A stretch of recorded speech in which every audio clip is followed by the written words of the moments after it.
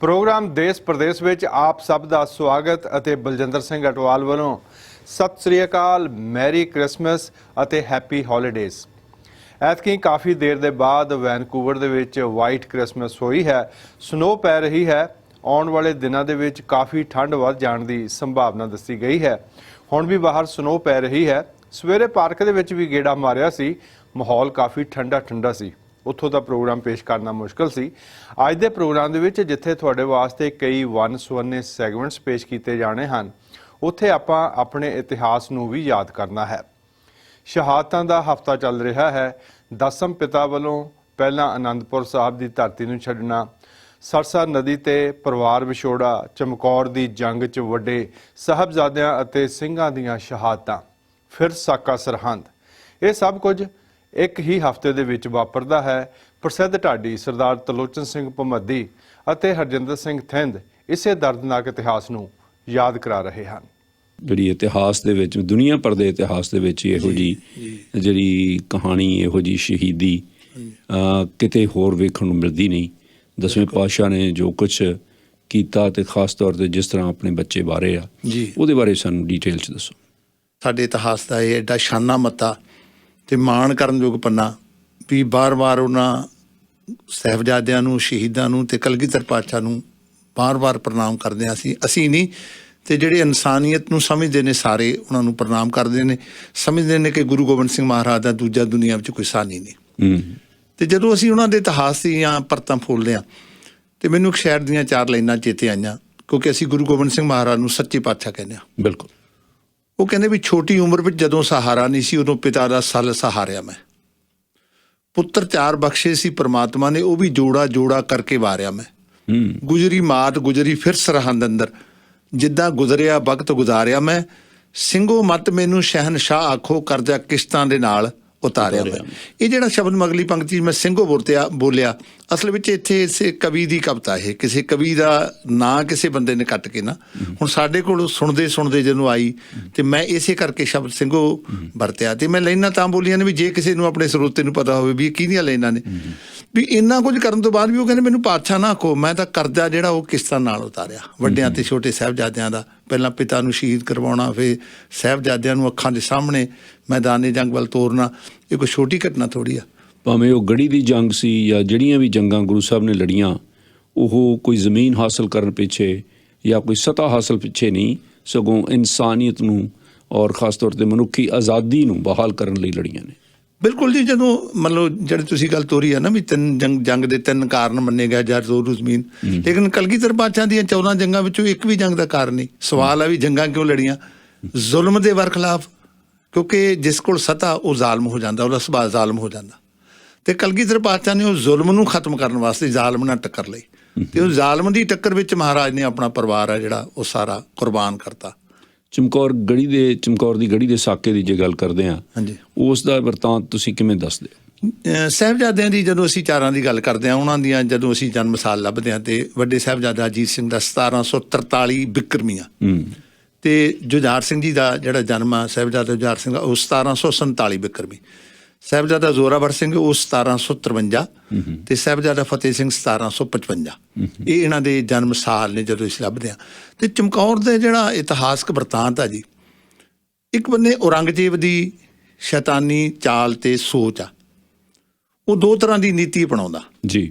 ਇੱਕ ਤਾਂ ਉਹ ਪਹਾੜੀ ਰਾਜਿਆਂ ਨੂੰ ਚੱਕਦਾ ਗੁਰੂ ਗੋਬਿੰਦ ਸਿੰਘ ਮਹਾਰਾਜ ਦੇ ਖਿਲਾਫ, ਵੀ ਤੁਸੀਂ ਇਹ ਕਿਉਂਕਿ ਗੁਰੂ ਗੋਬਿੰਦ ਸਿੰਘ ਮਹਾਰਾਜ ਨੇ ਜਾਤਾਂ ਪਾਤਾਂ ਮਿਟਾਤੀਆਂ, ਖਤਮ ਕਰਤੀਆਂ, ਇਨਸਾਨੀਅਤ ਦੀ ਬਰਾਬਰਤਾ ਦੀ ਜਿਹੜੀ ਗੱਲ ਸੀ ਉਹ ਲਿਆਂਦੀ। ਹਾਂ, ਬਰਾਬਰਤਾ ਦੀ ਗੱਲ, ਇਹੀ ਸਭ ਤੋਂ ਵੱਡੀ ਗੱਲ ਆ ਨਾ, ਵੀ ਬਰਾਬਰ ਕਰਤੇ ਸਾਰੇ। ਅਤੇ ਉਹਨਾਂ ਨੂੰ ਔਰੰਗਜ਼ੇਬ ਦੇ ਅਹਿਲਕਾਰ ਦਾ ਉਹ ਇਹ ਚੱਕਦੇ ਨੇ ਵੀ ਦੇਖੋ ਤੁਸੀਂ ਉੱਚੀ ਬਰਾਦਰੀ ਦੇ ਲੋਕ ਹੋ, ਰਾਜਪੂਤ ਰਾਜੇ, ਇਹ ਕੀ ਕਰਦਾ ਤੁਹਾਡੇ ਵਰਖਲਾਫ? ਇਹਨੇ ਕਲਗੀ ਲਾ ਲਈ ਸੀਸ ਉੱਤੇ, ਤਾਜ ਸਜਾ ਲਿਆ, ਹੱਥ ਉੱਤੇ ਬਾਜ ਅਤੇ ਨਗਾਰਾ। ਹੁਣ ਇਹ ਜਿਹੜੀਆਂ 3 ਚੀਜ਼ਾਂ ਨੇ, ਤਾਜ, ਬਾਜ ਅਤੇ ਨਗਾਰਾ, ਇਹ ਬਾਦਸ਼ਾਹੀ ਚਿੰਨ੍ਹ ਨੇ। ਕਲਗੀ ਵੀ ਬਾਦਸ਼ਾਹ ਲਾਉਂਦੇ ਨੇ, ਬਾਜ ਵੀ ਬਾਦਸ਼ਾਹ ਸਜਾਉਂਦੇ ਨੇ, ਅਤੇ ਨਗਾਰਾ ਵੀ ਬਾਦਸ਼ਾਹਾਂ ਦੇ ਦਰਬਾਰ ਵਿੱਚ ਹੁੰਦਾ। ਹੁਣ ਕਲਗੀਧਰ ਪਾਤਸ਼ਾਹ ਕੋਲ ਇਹ 3 ਚੀਜ਼ਾਂ ਆ ਗਈਆਂ, ਅਤੇ ਉਹ ਦੂਜੀਆਂ ਜਿਹੜੀਆਂ ਸਲਤਨਤਾਂ ਸੀ ਉਹਨਾਂ ਨੂੰ ਲੱਗਿਆ ਵੀ ਸ਼ਾਇਦ ਇਹ ਰਾਜ ਨਾ ਸਾਡੇ ਕੋਲ ਖੁੱਲ੍ਹਵੇ। ਜਦ ਕਿ ਮਹਾਰਾਜ ਦਾ ਜਿਹੜਾ ਸਿਧਾਂਤ ਆ ਉਹ ਮਾਨਵਤਾ ਨੂੰ ਬਹੁਤ ਉੱਚੇ ਦਰਜੇ 'ਤੇ ਲੈ ਕੇ ਜਾਣਾ। ਅਤੇ ਔਰੰਗਜ਼ੇਬ ਨੀਤੀ ਕੀ ਚੱਲਦਾ ਵੀ ਇੱਕ ਬੰਦੇ ਤਾਂ ਪਹਾੜੀ ਰਾਜਿਆਂ ਨੂੰ ਚੁੱਕ ਦਿੰਦਾ, ਤੇ ਉਹ ਪਹਾੜੀ ਰਾਜੇ ਗੁਰੂ ਗੋਬਿੰਦ ਸਿੰਘ ਮਹਾਰਾਜ ਦੇ ਵਿਰੋਧੀ ਹੋ ਜਾਂਦੇ ਨੇ। ਸੋ 7 ਪੋਹ ਤੋਂ ਲੈ ਕੇ 9 ਪੋਹ ਤੱਕ ਜਿਹੜਾ ਚਮਕੌਰ ਦੀ ਗੜੀ ਦਾ ਜੰਗ ਸੀ ਉਹ ਚੱਲਿਆ। ਜੀ ਬਿਲਕੁਲ, ਹਾਂਜੀ। 7 ਪੋਹ ਨੂੰ ਮਹਾਰਾਜ ਉਸ ਗੜੀ ਵਿੱਚ ਪਹੁੰਚਦੇ ਨੇ। ਤੇ ਜੇ ਅਸੀਂ ਡੇਟਾ ਲੱਭਦੇ ਹਾਂ, ਭਾਵੇਂ ਸਾਡਾ ਇਤਿਹਾਸ ਬਹੁਤਾ ਨਿਰਪੱਖ ਨਹੀਂ ਹੋ ਸਕਿਆ, ਵਿਵਾਦਿਤ ਆ, ਪਰ 20 ਦਸੰਬਰ ਤੇ 21 ਦਸੰਬਰ ਦੇ ਜਿਹੜੀ ਵਿਚਕਾਰਲੀ ਰਾਤ ਆ, ਉਦੋਂ ਮਹਾਰਾਜ ਅਨੰਦਪੁਰ ਸਾਹਿਬ ਨੂੰ ਛੱਡਦੇ ਨੇ। ਤੇ ਅੱਗੇ ਜਾ ਕੇ ਫਿਰ ਇਹ ਜਦੋਂ ਪਹੁੰਚਦੇ ਨੇ ਉੱਥੇ ਸਰਸਾ ਦੇ ਕਿਨਾਰੇ ਤੇ ਆ ਕੇ ਪਰਿਵਾਰ ਦਾ ਵਿਛੋੜਾ ਪੈਂਦਾ। ਵੱਡੇ ਸਾਹਿਬਜ਼ਾਦੇ ਕਲਗੀਧਰ ਪਾਤਸ਼ਾਹ ਆਪ ਤੇ 41 ਸਿੰਘ ਜੋ ਸਾਡੇ ਕੋਲ ਪਰੰਪਰਾਗਤ ਤੌਰ ਤੇ ਇਤਿਹਾਸਕ ਅੰਕੜਾ, ਇਹ ਪਹੁੰਚਦੇ ਨੇ ਚਮਕੌਰ ਸਾਹਿਬ ਜੀ। ਹੁਣ ਚਮਕੌਰ ਸਾਹਿਬ ਵਿੱਚ ਕਲਗੀਧਰ ਪਾਤਸ਼ਾਹ ਇੱਕ ਵਾਰੀ ਪਹਿਲਾਂ ਆ ਚੁੱਕੇ ਨੇ, ਕੁਰਸ਼ੇਤਰ ਤੋਂ ਮੁੜਦੇ ਹੋਏ ਚਮਕੌਰ ਉਹ ਦੇਖ ਚੁੱਕੇ ਨੇ ਪਹਿਲਾਂ। ਉਸ ਗੜੀ ਵਿੱਚ ਜਾਣਾ ਮਹਾਰਾਜ ਦਾ ਉਹ ਬਹੁਤ ਵੱਡਾ ਕਿਲ੍ਹਾ ਨਹੀਂ ਹੈਗਾ, ਉਹ ਹਵੇਲੀ ਆ, ਹਵੇਲੀ ਆ, ਤੇ ਉਹਦੇ ਵਿੱਚ ਮਹਾਰਾਜ ਜਾ ਕੇ ਡੇਰਾ ਲਾਉਂਦੇ ਨੇ, ਜਾਇਜ਼ਾ ਲੈਂਦੇ ਨੇ ਅੱਜ ਦੀ ਰਾਤ ਜਾਇਜ਼ਾ। ਹਾਂਜੀ, ਉੱਥੇ ਜਾ ਕੇ ਡੇਰਾ ਲਾ ਦਿੰਦੇ ਨੇ। ਤੇ ਦੁਸ਼ਮਣ ਦੀ ਬੇਪਨਾਹ ਫੌਜ ਹੈ ਜਿਹਦੀ ਕੋਈ ਗਿਣਤੀ ਨਹੀਂ ਕਰ ਸਕਦੇ ਆਪਾਂ ਇੰਨੀ ਆ। ਤੇ ਉਹਦੇ ਵਿੱਚੋਂ ਫਿਰ ਵੱਡੇ ਵੱਡੇ ਜਰਨੈਲ ਨੇ ਜਿਹੜੇ ਪਹਾੜੀ ਰਾਜਿਆਂ ਦੀਆਂ ਸਾਰੀਆਂ ਫੌਜਾਂ ਨੇ। ਇੱਕੋ ਹੀ ਗੱਲ ਆ ਵੀ ਗੁਰੂ ਗੋਬਿੰਦ ਸਿੰਘ ਬਚ ਕੇ ਨਾ ਜਾਏ। ਸਾਹਮਣੇ ਭਾਵੇਂ ਪਹਾੜੀ ਰਾਜੇ ਨੇ ਜਾਂ ਜਿਹੜੇ ਭੇਜੇ ਹੋਏ ਜਰਨੈਲ ਨੇ, ਸੂਬਾ ਸਰਹੰਦ ਦੇ ਜਰਨੈਲ ਨੇ, ਲੇਕਿਨ ਇਹਦੇ ਪਿੱਛੇ ਔਰੰਗਜ਼ੇਬ ਦੀ ਤਾਕਤ ਵੀ ਆਪਣੀ ਕੰਮ ਕਰ ਰਹੀ ਹੈ। ਤੇ ਫਿਰ ਉਹ ਯਤਨ ਕਰਦੇ ਨੇ ਵੀ ਗੁਰੂ ਗੋਬਿੰਦ ਸਿੰਘ ਮਹਾਰਾਜ ਨੂੰ ਜਿਉਂਦੇ ਜੀ ਫੜਿਆ ਜਾਵੇ। ਤੇ ਫਿਰ ਜੰਗ ਸ਼ੁਰੂ ਹੁੰਦੀ ਆ। ਉਹ ਨਾਰ ਖਾਂ ਵਰਗੇ ਜਰਨੈਲ ਨੇ ਜਿਹੜੇ, ਖਵਾਜਾ ਮਰਦੂਦ ਅਲੀ ਵਰਗੇ ਜਿਹੜੇ ਜਰਨੈਲ ਨੇ, ਉਹ ਪੌੜੀ ਲਾ ਕੇ ਅੰਦਰ ਵੜਨਾ ਚਾਹੁੰਦੇ ਨੇ ਜੀ। ਤੇ ਲੇਕਿਨ ਕਲਗੀਧਰ ਪਾਤਸ਼ਾਹ ਗੜੀ ਦੇ ਵਿੱਚੋਂ ਤੀਰ ਚਲਾ ਕੇ ਉਹਨਾਂ ਨੂੰ ਖਤਮ ਕਰ ਦਿੰਦੇ ਨੇ। ਗੁੱਸੇ 'ਚ ਆ ਕੇ ਉਹ ਕਹਿੰਦੇ ਫਿਰ ਹੁਣ ਗੜੀ ਦਾ ਬੂਹਾ ਭੰਨ ਦਿਓ, ਜਿਹੜੀ ਦੁਸ਼ਮਣ ਫੌਜ ਆ, ਵੀ ਹੁਣ ਗੜੀ ਦੇ ਵਿੱਚੋਂ ਮਹਾਰਾਜ ਨੂੰ ਗ੍ਰਿਫਤਾਰ ਕਰ ਲਓ। ਤੇ ਫਿਰ ਕਲਗੀਧਰ ਪਾਤਸ਼ਾਹ ਆਪਣੇ ਸਿੰਘਾਂ ਨੂੰ ਭੇਜਦੇ ਨੇ ਮੈਦਾਨੇ ਜੰਗ 'ਚ। 3 ਜਥੇ ਭੇਜੇ। 17 ਸਿੰਘਾਂ ਦੇ ਸ਼ਹੀਦ ਹੋਣ ਤੋਂ ਬਾਅਦ ਸਾਹਿਬਜ਼ਾਦਾ ਅਜੀਤ ਸਿੰਘ ਫਿਰ ਕਲਗੀਧਰ ਪਾਤਸ਼ਾਹ ਦੇ ਪਾਵਨ ਚਰਨਾਂ ਵਿੱਚ ਜਾ ਕੇ ਉਹ ਕਹਿੰਦਾ ਵੀ ਮੈਨੂੰ ਆਗਿਆ ਦਿਓ ਮਹਾਰਾਜ। ਇੱਕ ਨਵੇਕਲੀ ਗੱਲ ਆ ਵੀ ਬਾਪ ਕੋਲੋਂ ਪਿਤਾ ਆਗਿਆ ਮੰਗ ਕੇ ਮੈਦਾਨੇ ਜੰਗ ਜਾਣ ਦੀ, ਤੇ ਮਹਾਰਾਜ ਉਹਨੂੰ ਸ਼ਾਬਾਸ਼ ਦਿੰਦੇ ਨੇ। ਉਹ ਕਹਿੰਦੇ ਵੀ ਬਾਕੀ ਸਿੰਘਾਂ ਨੂੰ ਮੈਂ ਭੇਜਦਾ ਰਿਹਾ ਵੀ ਤੁਸੀਂ ਜਾਓ, ਜੇ ਤੈਨੂੰ ਵੀ ਮੈਂ ਆਵਾਜ਼ ਮਾਰ ਕੇ ਕਹਿੰਦਾ ਤੇ ਗੱਲ ਹੋਰ ਹੋਣੀ ਸੀ। ਤੂੰ ਆਪਣੇ ਆਪ ਨੂੰ ਪੇਸ਼ ਕੀਤਾ। ਇਹ ਮੇਰੀ ਕੌਮ ਦੀ ਪਰੰਪਰਾ ਬਣ ਜੂ ਵੀ ਜਦੋਂ ਵੀ ਕੌਮ ਨੂੰ ਕਿਤੇ ਲੋੜ ਪਊਗੀ, ਕੌਮ ਦੇ ਨੌਜਵਾਨ ਆਪਣੇ ਆਪ ਨੂੰ ਪੇਸ਼ ਕਰਿਆ ਕਰਨ। ਤੇ ਹੁਣ ਜਦੋਂ ਕਲਗੀਧਰ ਪਾਤਸ਼ਾਹ ਨੂੰ ਹਥਿਆਰ ਸਜਾ ਕੇ ਭੇਜਦੇ ਨੇ, ਤੇ ਉਹਨੂੰ ਜੇ ਅਸੀਂ ਵਰਤਮਾਨ ਸੰਦਰਭ ਵਿੱਚ ਦੇਖਣਾ ਹੋਵੇ, ਦੇਖੋ ਕਲਗੀਧਰ ਪਾਤਸ਼ਾਹ ਦਾ ਜਿਗਰਾ ਕਿੱਡਾ ਵੱਡਾ। ਸਾਡੇ ਹੁਣ ਬੱਚੇ ਆਪਣੇ ਪੰਜਾਬ ਤੋਂ ਆ ਰਹੇ ਨੇ ਕੈਨੇਡਾ, ਅਮਰੀਕਾ ਜਾਂ ਨਿਊਜ਼ੀਲੈਂਡ ਪੜ੍ਹਨ ਵਾਸਤੇ। ਵੀਜ਼ਾ ਲੱਗਿਆ ਹੁੰਦਾ, ਮਲਟੀਪਲ ਵੀਜ਼ਾ ਲੱਗਿਆ ਹੁੰਦਾ, ਅਕਾਊਂਟ 'ਚ ਪੈਸੇ ਜਮ੍ਹਾਂ ਹੁੰਦੇ ਨੇ, ਸਾਰਾ ਕੁਝ ਲੱਗਾ। ਇਹ ਵੀ ਪਤਾ ਹੁੰਦਾ ਵੀ ਵੈਲ ਸੈਟਲ ਹੋਣ ਚੱਲਿਆ, ਚੰਗਾ ਸਥਾਪਿਤ ਹੋਊਗਾ, ਕਮਾਈ ਕਰੂਗਾ, ਪੜ੍ਹਾਈ ਕਰੂਗਾ, ਨੌਕਰੀ ਕਰੂਗਾ। ਪਰ ਫਿਰ ਵੀ ਜਦੋਂ ਤੁਰਦੇ ਨੇ ਤੇ ਮਾਪੇ ਉਦਾਸ ਹੋ ਜਾਂਦੇ ਨੇ, ਹੰਝੂ ਆ ਜਾਂਦੇ ਨੇ। ਏਅਰਪੋਰਟ ਤੇ ਮਾਂ ਬਾਪ ਰੋਂਦੇ ਦੇਖੇ ਨੇ। ਲੇਕਿਨ ਕਲਗੀਧਰ ਪਾਤਸ਼ਾਹ ਦਾ ਜਿਗਰਾ ਦੇਖੋ ਸਿੰਘ ਸਾਹਿਬ, ਵੀ ਪੁੱਤਰ ਜਦੋਂ ਚੱਲਿਆ ਨਾ, ਮਹਾਰਾਜ ਨੂੰ ਪਤਾ ਵੀ ਹੁਣ ਇਹਨੇ ਆਉਣਾ ਨਹੀਂ। ਕਿੱਡਾ ਜਿਗਰਾ ਵੀ ਆਉਣਾ ਨਹੀਂ ਹੁਣ ਇਹਨੇ, ਜਿਹੜਾ ਚੱਲਿਆ ਵੀ ਹੁਣੇ ਆਊ ਨਹੀਂ। ਸਾਹਿਬਜ਼ਾਦਾ ਅਜੀਤ ਸਿੰਘ ਮਹਾਰਾਜ ਦੀਆਂ ਅੱਖਾਂ ਦੇ ਸਾਹਮਣੇ ਸ਼ਹੀਦ ਹੁੰਦਾ। ਤੇ ਫਿਰ ਕਲਗੀਧਰ ਪਾਤਸ਼ਾਹ ਦਾ ਛੋਟਾ ਸਾਹਿਬਜ਼ਾਦਾ ਜੁਝਾਰ ਸਿੰਘ, ਫਿਰ ਉਹ ਮੈਦਾਨੇ ਜੰਗ ਵਿੱਚ ਜਾਂਦਾ। ਜਿਹੜਾ ਸੀਨ ਆ ਦੋਨਾਂ ਸਾਹਿਬਜ਼ਾਦਿਆਂ ਦੀ ਸ਼ਹਾਦਤ ਦਾ, ਜੇ ਉਹਨੂੰ ਆਪਾਂ ਕਵਿਤਾ ਦੀਆਂ 4 ਲਾਈਨਾਂ ਵਿੱਚ ਕਹਿਣਾ ਹੋਵੇ, ਜਜ਼ਬਾ ਸਾਹਿਬਜ਼ਾਦਾ ਅਜੀਤ ਸਿੰਘ ਦਾ, ਭਾਵੇਂ ਲੱਖ ਪਹਾੜੀਆਂ ਰਾਹ ਰੋਕਣ, ਬਹਿਣ ਕਦੇ ਦਰਿਆਵਾਂ ਦੇ ਰੁਕਦੇ ਨਹੀਂ। ਐਡੀ ਦੁਸ਼ਮਣ ਦੇ ਦਲ ਵਿੱਚ ਮਹਾਰਾਜ ਤੇ ਸਾਹਿਬਜ਼ਾਦੇ ਕਿੱਡੀ ਵੀਰਤਾ ਨਾਲ, ਸਿੰਘ ਕਿੱਡੀ ਵੀਰਤਾ ਨਾਲ, ਭਾਵੇਂ ਲੱਖ ਪਹਾੜੀਆਂ ਰਾਹ ਰੋਕਣ, ਬਹਿਣ ਕਦੇ ਦਰਿਆਵਾਂ ਦੇ ਰੁਕਦੇ ਨਹੀਂ। ਡਰ ਜਾਂਦੇ ਨੇ ਦਿਲ ਕਮਜ਼ੋਰ ਵਾਲੇ, ਪ੍ਰੇਮੀ ਸੱਚੇ ਨਿਸ਼ਾਨੇ ਤੋਂ ਉੱਕਦੇ ਨਹੀਂ। ਜਦੋਂ ਸਾਹਮਣੇ ਦਿਖੇ ਸ਼ਿਕਾਰ ਫਿਰਦਾ, ਸ਼ੇਰ ਘੁਰਨਿਆਂ ਦੇ ਵਿੱਚ ਲੁਕਦੇ ਨਹੀਂ। ਮਰਦ ਮਰ ਜਾਂਦੇ ਆਪਣੀ ਅਣਖ ਬਦਲੇ ਆ, ਪਰ ਵੈਰੀਆਂ ਦੇ ਅੱਗੇ ਝੁਕਦੇ ਨਹੀਂ। ਝੁਕਣਾ ਪ੍ਰਵਾਨ ਨਹੀਂ, ਗੁਲਾਮੀ ਪ੍ਰਵਾਨ ਨਹੀਂ। ਆਜ਼ਾਦੀ ਤੇ ਮਾਨਵਤਾ ਦੇ ਜਿਹੜੇ ਹੱਕ ਨੇ ਉਹਨਾਂ ਦੀ ਪਹਿਰੇਦਾਰੀ ਕਰਦੇ। ਤੇ 11 ਪੋਹ ਤੋਂ ਲੈ ਕੇ 13 ਪੋਹ ਤੱਕ ਦਾ ਜਿਹੜਾ ਕਿੱਸਾ ਸਾਰਾ, ਹਾਂਜੀ, ਉਸ ਦੇ ਵਿੱਚ ਮੇਰੇ ਖਿਆਲ ਛੋਟੇ ਸਾਹਿਬਜ਼ਾਦੇ ਨੇ ਜਿਹੜੇ, ਹਾਂਜੀ, ਉਹ ਸਰਹੰਦ ਦੀ ਧਰਤੀ ਦੇ ਕਾਰਨ ਇੱਥੇ ਮਹਾਰਾਜ ਫਿਰ 8 ਪੋਹ ਦਾ ਜਿਹੜਾ ਜੰਗ ਆ ਉਹ ਬਹੁਤ ਵੱਡਾ ਜੰਗ ਹੁੰਦਾ। 8 ਪੋਹ ਦੀ ਰਾਤ ਨੂੰ ਮਹਾਰਾਜ ਫਿਰ ਪੰਥ ਦਾ ਹੁਕਮ ਮੰਨ ਕੇ ਤੇ ਮਾਛੀਵਾੜੇ 'ਚ, ਹਾਂ, ਫਿਰ ਉੱਥੋਂ ਮਾਛੀਵਾੜੇ, ਉੱਥੇ ਵੀ ਬੜਾ ਅਜੀਬ ਜਿਹਾ ਇੱਕ ਸੀਨ ਆ, ਹੈ ਨਾ। ਜਦੋਂ ਮਹਾਰਾਜ ਚਮਕੌਰ ਦੀ ਹਵੇਲੀ 'ਚੋਂ ਨਿਕਲਦੇ ਨੇ, ਮਹਾਰਾਜ ਨੇ ਜਿਹੜੇ ਸ਼ਬਦ ਆਖੇ, ਉਹਨੂੰ ਸ਼ਾਇਰ ਨੇ ਬੜੇ ਕਮਾਲ ਦੇ ਸ਼ਬਦਾਂ ਵਿੱਚ ਲਿਖਿਆ। ਉਹ ਕਹਿੰਦੇ, ਗੜੀਏ ਤੱਕ ਲੈ ਹੱਸਦਾ ਜਾ ਰਿਹਾ ਹਾਂ, ਕਹਿਦੀ ਸਮੇਂ ਨੂੰ ਮੱਥੇ ਨਹੀਂ ਵੱਟ ਮੇਰੇ। ਪੁੱਤਰਾਂ ਦੀ ਮੌਤ ਤੋਂ ਬਾਅਦ ਹੱਸਣਾ। ਗੜੀਏ ਤੱਕ ਲੈ ਹੱਸਦਾ ਜਾ ਰਿਹਾ ਹਾਂ, ਕਹਿਦੀ ਸਮੇਂ ਨੂੰ ਮੱਥੇ ਨਹੀਂ ਵੱਟ ਮੇਰੇ। ਰੋਕ ਸਕੇ ਨਾ ਮੇਰੀ ਮੁਸਕਾਨ ਤਾਈਂ, ਲੱਗੇ ਹੋਏ ਜੋ ਜਿਗਰ ਵਿੱਚ ਫੱਟ ਮੇਰੇ। ਤੇਰੇ ਉੱਤੇ ਅਜੀਤ ਜੁਝਾਰ ਸੌਂ ਗਏ, ਪੁੱਤਰ ਸੋਹਲ ਜੋ ਰੇਸ਼ਮੀ ਪੱਟ ਮੇਰੇ। ਕਫਨ ਪਾਇਆ ਨਹੀਂ ਇਹਨਾਂ ਤੇ ਇਸ ਖਾਤਰ, ਕਿਉਂਕਿ ਸਿੰਘ ਨਹੀਂ ਇਹਨਾਂ ਤੋਂ ਘੱਟ ਮੇਰੇ। ਵਾਹ ਵਾਹ ਵਾਹ। ਪੁੱਤਾਂ ਤੇ ਸਿੰਘਾਂ ਦੀਆਂ ਲਾਸ਼ਾਂ ਵਿੱਚੋਂ ਕਲਗੀਧਰ ਪਾਤਸ਼ਾਹ ਫਿਰ ਗਏ ਨੇ ਮਾਛੀਵਾੜੇ ਦੀ ਧਰਤੀ ਨੂੰ। ਅੱਗੇ ਜਾ ਕੇ ਜਿਹੜਾ ਉਹਨਾਂ ਨੇ ਸ਼ਬਦ ਗਾਇਆ ਫਿਰ, ਮਿੱਤਰ ਪਿਆਰੇ ਨੂੰ ਹਾਲ ਮਰੀਦਾਂ ਦਾ ਕਹਿਣਾ, ਮਾਛੀਵਾੜੇ ਦਾ। ਆਇਆ ਮੈਂ ਜ਼ਿਕਰ ਕਰ ਰਿਹਾ ਸੀ 11 ਤੋਂ 13 ਪੋਹ ਦਾ। 11 ਤੇ 13 ਪੋਹ ਦਾ ਜਿਹੜਾ ਇਹਨੂੰ ਆਪਾਂ ਸਾਡੇ ਮਹਾਨ ਢਾਡੀ ਪਾਲ ਸਿੰਘ ਪੰਛੀ ਹੋਰਾਂ ਦੇ ਸ਼ਬਦਾਂ ਨਾਲ ਸ਼ੁਰੂ ਕਰ ਲੈਂਦੇ ਹਾਂ। ਤੇ ਉਹ ਕਹਿੰਦੇ, ਕੋਮਲ ਕਲੀਓਂ ਕੂਲੀਆਂ ਗਰਦਨਾਂ ਨੂੰ ਬਿੰਨ ਗਿਆ ਤਲਵਾਰ ਦਾ ਕਿੱਲ ਜਿੱਥੇ, ਲਾਂਬੂ ਸ਼ਰਾ ਦੇ ਪੱਟ ਤੋਂ ਉੱਠ ਰਹੇ ਸਨ, ਲਾਲ ਜੀਤੋ ਜੀ ਦੇ ਹੋਏ ਖਿੱਲ ਜਿੱਥੇ, ਪੰਛੀ ਪਰਸ ਉਸ ਧਰਤੀ ਨੂੰ ਲੱਖ ਵਾਰੀ ਚਿਣਿਆ ਹੋਇਆ ਦਸ਼ਮੇਸ਼ ਦਾ ਦਿਲ ਜਿੱਥੇ, ਦਾਦੀ ਦਾਨੀ ਨੇ ਪੋਤਰੇ ਦਾਨ ਕੀਤੇ ਯਾਦਗਾਰ ਅਟੱਲ ਹਿੱਲ ਜਿੱਥੇ, ਜਿੱਥੇ ਅੱਜ ਯਾਦਗਾਰਾਂ ਬਣੀਆਂ ਹੋਈਆਂ ਨੇ ਛੋਟੇ ਸਾਹਿਬਜ਼ਾਦਿਆਂ ਦੀਆਂ, ਮਾਤਾ ਗੁਜਰ ਕੌਰ ਦੀਆਂ, ਉਹ ਠੰਡਾ ਬੁਰਜ ਤੇ ਉਹ ਸਾਡਾ ਆਲੀਸ਼ਾਨ ਅਸਥਾਨ ਗੁਰਦੁਆਰਾ ਸ੍ਰੀ ਫਤਿਹਗੜ੍ਹ ਸਾਹਿਬ। ਤੇ ਉਹ ਜਿਹੜੀ ਸਾਹਿਬਜ਼ਾਦਿਆਂ ਦੀ ਕਹਾਣੀ ਆ ਉਹ ਵੀ ਇੱਕ ਲਾਸਾਨੀ ਇਤਿਹਾਸ ਆ। ਬਿਲਕੁਲ, ਕਿਉਂਕਿ ਸੂਬਾ ਸਰਹੰਦ ਜਦੋਂ ਗੁਰੂ ਗੋਬਿੰਦ ਸਿੰਘ ਮਹਾਰਾਜ ਨੂੰ ਫੜਨ ਵਿੱਚ ਨਾਕਾਮਯਾਬ ਹੋ ਗਿਆ, ਜਾਂ ਫਿਰ ਬਦਲਾ ਲਊ, ਫਿਰ ਉਹਨੂੰ ਲੱਗਦਾ ਵੀ ਹੁਣ ਮੇਰੇ ਕੋਲ ਗੁਰੂ ਦੇ ਸਾਹਿਬਜ਼ਾਦੇ ਆ ਗਏ, ਵੀ ਮੈਂ ਇਹਨਾਂ ਨੂੰ ਕਿਸੇ ਤਰੀਕੇ ਨਾਲ ਆਪਣੇ ਧਰਮ ਵਿੱਚ ਲੈ ਕੇ ਆਵਾਂ। ਇਹ ਧਾਰਮਿਕ ਜਨੂੰਨ ਆ ਜਿਹੜਾ ਸਤਾ ਤੇ ਕਾਬਿਲ ਲੋਕਾਂ ਦੇ, ਜਿਹੜਾ ਧਾਰਮਿਕ ਜਨੂੰਨ ਹੁੰਦਾ, ਬਹੁਤ ਖਤਰਨਾਕ, ਜ਼ਿਆਦਾ ਖਤਰਨਾਕ ਹੁੰਦਾ। ਬਿਲਕੁਲ। ਤੇ ਉਹ ਫਿਰ ਉਹਦੇ ਅਹਿਲਕਾਰ ਸਾਰੇ ਇੱਕੋ ਹੀ ਗੱਲ ਲੈ ਕੇ, ਇੱਕ ਮਿਸ਼ਨ ਲੈ ਕੇ, ਜਿਹਨੂੰ ਆਪਾਂ ਕਈ ਨਿਸ਼ਾਨਾ ਲੈ ਕੇ ਤੁਰਦੇ ਨੇ, ਵੀ ਸਾਹਿਬਜ਼ਾਦਿਆਂ ਨੂੰ ਆਪਾਂ ਨੇ ਇਸਲਾਮ ਵਿੱਚ ਲੈ ਕੇ ਆਉਣਾ। ਤੇ ਫਿਰ ਠੰਡੇ ਬੁਰਜ ਵਿੱਚੋਂ ਪੇਸ਼ੀਆਂ ਪੈਂਦੀਆਂ ਨੇ। ਬੜੀ ਰੌਚਕ ਜੀ ਗੱਲ, ਭਾਵੇਂ ਸਮੇਂ ਦੀਆਂ ਪਾਬੰਦੀਆਂ ਨੇ। ਮੈਂ ਤੁਹਾਨੂੰ ਇਤਿਹਾਸਕ ਪਰਤ ਵਿੱਚ ਇੱਕ ਗੱਲ ਸੁਣਾਉਣਾ, ਵਧੀਆ ਲੱਗੂਗੀ।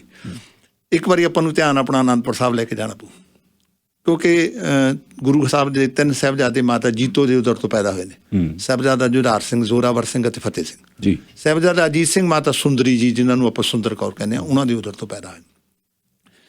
ਸਾਹਿਬਜ਼ਾਦਾ ਫਤਿਹ ਸਿੰਘ ਉਦੋਂ ਲਗਭਗ 2 ਸਾਲ ਦਾ ਸੀ। ਮਾਤਾ ਜੀਤੋ ਜੀ ਅਕਾਲ ਚਲਾਣਾ ਕਰਕੇ, ਤੇ ਉਹ ਅਕਾਲ ਚਲਾਣੇ ਤੋਂ ਪਹਿਲਾਂ ਜਿਵੇਂ ਸੁਭਾਵਿਕ ਤੌਰ ਤੇ ਸਾਹਿਬਜ਼ਾਦਾ ਫਤਿਹ ਸਿੰਘ ਦੀ ਬਾਂਹ ਮਾਤਾ ਗੁਜਰੀ ਦੇ ਹੱਥ ਵਿੱਚ ਦਿੱਤੀ, ਵੀ ਲੈ ਅੱਜ ਤੂੰ ਇਹਦੀ ਮਾਂ ਤੂੰ ਆ, ਦਾਦੀ ਨੇ ਪਾਲਿਆ, ਵੀ ਤੂੰ ਹੈ ਇਹਦੀ ਮਾਂ। ਸਾਡੇ ਸਮਾਜ ਵੈਸੇ ਵੀ ਜਿਸ ਬੱਚੇ ਦੀ ਮਾਂ ਨਾ ਹੋਵੇ ਤਾਂ ਦਾਦਾ ਦਾਦੀ ਉਹਨੂੰ ਪਿਆਰ ਕਰਦੇ ਹੁੰਦੇ ਨੇ, ਹੈ ਨਾ, ਸਮਾਜ ਵੀ ਉਹਨੂੰ ਪਿਆਰ ਕਰਦਾ ਹੁੰਦਾ।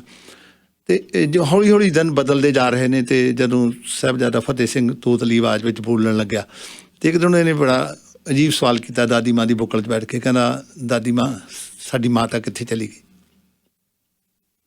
ਉਹਨੇ ਬੜਾ ਅਜੀਬ ਸਵਾਲ ਆ, ਬੱਚੇ ਦੀ ਮਾਂ ਇਹ ਦੁਨੀਆ ਵਿੱਚ ਨਹੀਂ, ਤੇ ਸਵਾਲ ਕਰਦਾ ਮੇਰੀ ਮਾਂ ਕਿੱਥੇ ਆ, ਜਿਹਨੂੰ ਆਪਾਂ ਸਮਾਜਿਕ ਵਰਤਾਰੇ 'ਚ ਦੇਖਣਾ ਹੋਵੇ। ਤੇ ਮਾਤਾ ਗੁਜਰੀ ਟਾਲਣ ਦਾ ਯਤਨ ਕਰਦੀ ਆ, ਕਿਉਂਕਿ ਮਾਤਾ ਗੁਜਰੀ ਨੂੰ ਮੌਤ ਦੇ ਅਰਥਾਂ ਦਾ ਪਤਾ, ਬੱਚੇ ਦੀ ਮਮਤਾ ਦਾ ਵੀ ਪਤਾ, ਤੇ ਉਹ ਟਾਲਣ ਦਾ ਯਤਨ ਕਰਦੀ। ਲੇਕਿਨ ਸਾਹਿਬਜ਼ਾਦਾ ਫਿਰ ਕਹਿੰਦਾ ਵੀ ਮਾਤਾ ਜੀ, ਦਾਦੀ ਮੈਂ ਦੱਸ ਕਿੱਥੇ ਨੇ ਮੇਰੀ ਮਾਤਾ ਜੀ। ਸਾਹਿਬਜ਼ਾਦਾ ਜ਼ੋਰਾਵਰ ਸਿੰਘ ਵੀ ਇਹ ਗੱਲ ਕਹਿਣ ਲੱਗ ਗਿਆ, ਮਾਤਾ ਕਿੱਥੇ ਨੇ, ਯਾਦ ਆਈ ਮਾਂ ਦੀ। ਤੇ ਮਾਤਾ ਗੁਜਰੀ ਨੇ ਸੁਭਾਵਿਕ ਵਚਨ ਕੀਤਾ, ਕਹਿੰਦੀ ਤੁਹਾਡੇ ਮਾਤਾ ਜੀ ਬੇਟਾ ਸੱਚਖੰਡ ਚਲੇ ਗਏ। ਤੇ ਉਹ ਕਹਿੰਦੇ ਫਿਰ ਅਸੀਂ ਵੀ ਆਪਣੀ ਮਾਤਾ ਕੋਲ ਸੱਚਖੰਡ ਜਾਣਾ।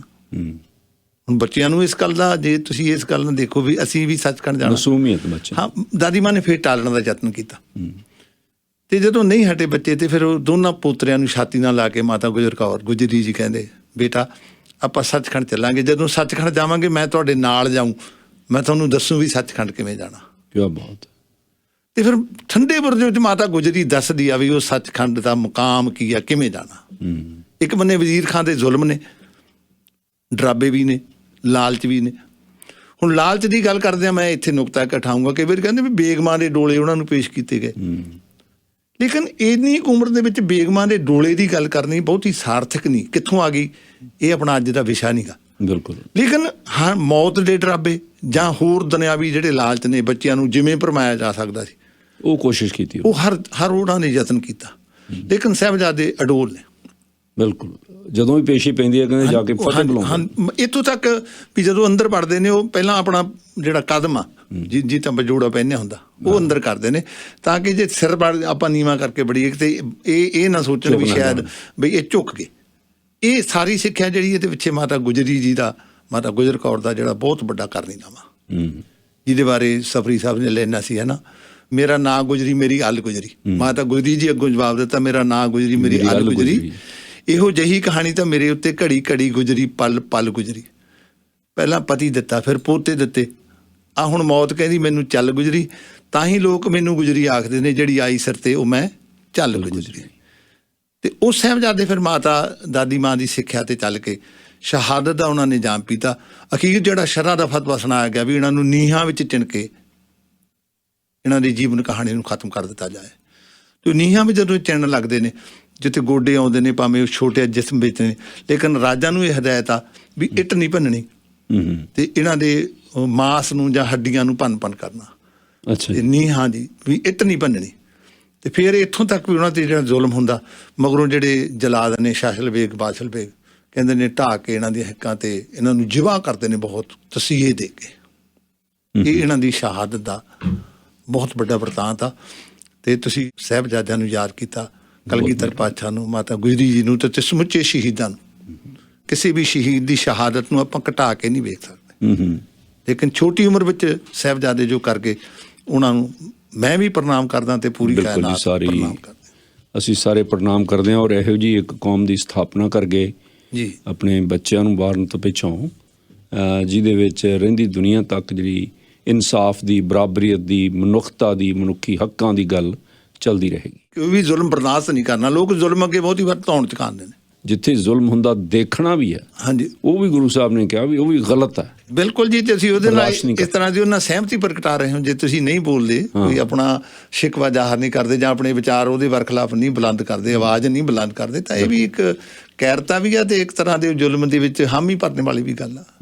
ਜਿੱਥੇ ਵੀ ਜ਼ੁਲਮ ਹੁੰਦਾ, ਅਤਿਆਚਾਰ ਹੁੰਦਾ, ਅਨਿਆਂ ਹੁੰਦਾ, ਜ਼ਰੂਰ ਸਮਾਜਿਕ ਤੌਰ ਤੇ ਕਲਗੀਧਰ ਪਾਤਸ਼ਾਹ ਸਾਨੂੰ ਇਸ ਮਾਰਗ ਤੇ ਤੋਰ ਕੇ ਗਏ ਨੇ। ਮੋਦੀ ਸਾਹਿਬ ਬਹੁਤ ਬਹੁਤ ਮਿਹਰਬਾਨੀ, ਤੁਹਾਡੀ ਬਹੁਤ ਸ਼ੁਕਰੀਆ। ਧੰਨਵਾਦ ਜੀ ਤੁਹਾਡਾ ਤੇ ਸਮੁੱਚੇ ਤੁਹਾਡੇ ਪ੍ਰਬੰਧਕਾਂ ਦਾ, ਸਾਰੇ ਜਿੰਨੇ ਵੀ ਸਰੋਤੇ ਨੇ ਸਾਰਿਆਂ ਨੂੰ ਫਤਿਹ ਅਰਜ਼ ਕਰਦਾ, ਭੁੱਲਾਂ ਦੀ ਖਿਮਾ ਕਰਦਾ। ਵਾਹਿਗੁਰੂ ਜੀ ਕਾ ਖਾਲਸਾ, ਵਾਹਿਗੁਰੂ ਜੀ ਕੀ ਫਤਿਹ। ਵਾਹਿਗੁਰੂ ਜੀ ਕੀ ਫਤਿਹ। ਇਹਨਾਂ ਮਹਾਨ ਸ਼ਹਾਦਤਾਂ ਨੂੰ ਪ੍ਰੋਗਰਾਮ ਦੇ ਆਖਰ ਦੇ ਵਿੱਚ ਵੀ ਢਾਡੀ ਰੰਗ ਦੇ ਵਿੱਚ ਪੇਸ਼ ਕਰਾਂਗੇ। ਇਤਿਹਾਸ ਨੂੰ ਯਾਦ ਕਰਨ ਦਾ ਮਕਸਦ ਕੀ ਹੁੰਦਾ ਹੈ ਕਿ ਅਸੀਂ ਉਸ ਤੋਂ ਸਿੱਖਿਆ ਲਈਏ, ਹੱਕ, ਸੱਚ ਅਤੇ ਇਨਸਾਫ ਦੇ ਵਾਸਤੇ ਨਿਡਰ ਹੋ ਕੇ ਆਵਾਜ਼ ਬੁਲੰਦ ਕਰੀਏ, ਸਮਾਜ ਨੂੰ ਬਿਹਤਰ ਬਣਾਉਣ ਲਈ ਆਪੋ ਆਪਣਾ ਯੋਗਦਾਨ ਪਾਈਏ। ਗੰਦੀ ਸਿਆਸਤ ਜੋ ਅੱਜ ਵੀ ਲੋਕਾਂ ਨੂੰ ਪਾੜ ਕੇ ਰਾਜ ਕਰਨ ਦੀ ਨੀਤੀ ਤੇ ਚੱਲ ਰਹੀ ਹੈ ਤੇ ਦਿਨ ਰਾਤ ਜਨਤਾ ਦੀ ਲੁੱਟ ਖਸੁੱਟ ਹੋ ਰਹੀ ਹੈ, ਸੁਚੇਤ ਹੋਣ ਦੀ ਲੋੜ ਹੈ। ਕਿਸਾਨੀ ਸੰਘਰਸ਼ ਨੇ ਬਹੁਤ ਜਾਗਰਤੀ ਲਿਆਂਦੀ ਹੈ। ਹੁਣ ਵੋਟਾਂ ਆ ਰਹੀਆਂ ਹਨ। ਸਿਆਸਤ ਹੁਣ ਵੀ ਇੱਕ ਦੂਜੇ ਤੇ ਚਿੱਕੜ ਸੁੱਟ ਕੇ ਲੋਕਾਂ ਦਾ ਧਿਆਨ ਮੁੱਦਿਆਂ ਤੋਂ ਹਟਾ ਰਹੀ ਹੈ। ਬੇਅਦਬੀਆਂ ਅਤੇ ਬੰਬ ਕਾਂਡ ਸਾਜ਼ਿਸ਼ਾਂ ਅਧੀਨ ਹੋ ਰਹੇ ਹਨ। ਲੋਕ ਸਮਝ ਵੀ ਰਹੇ ਹਨ।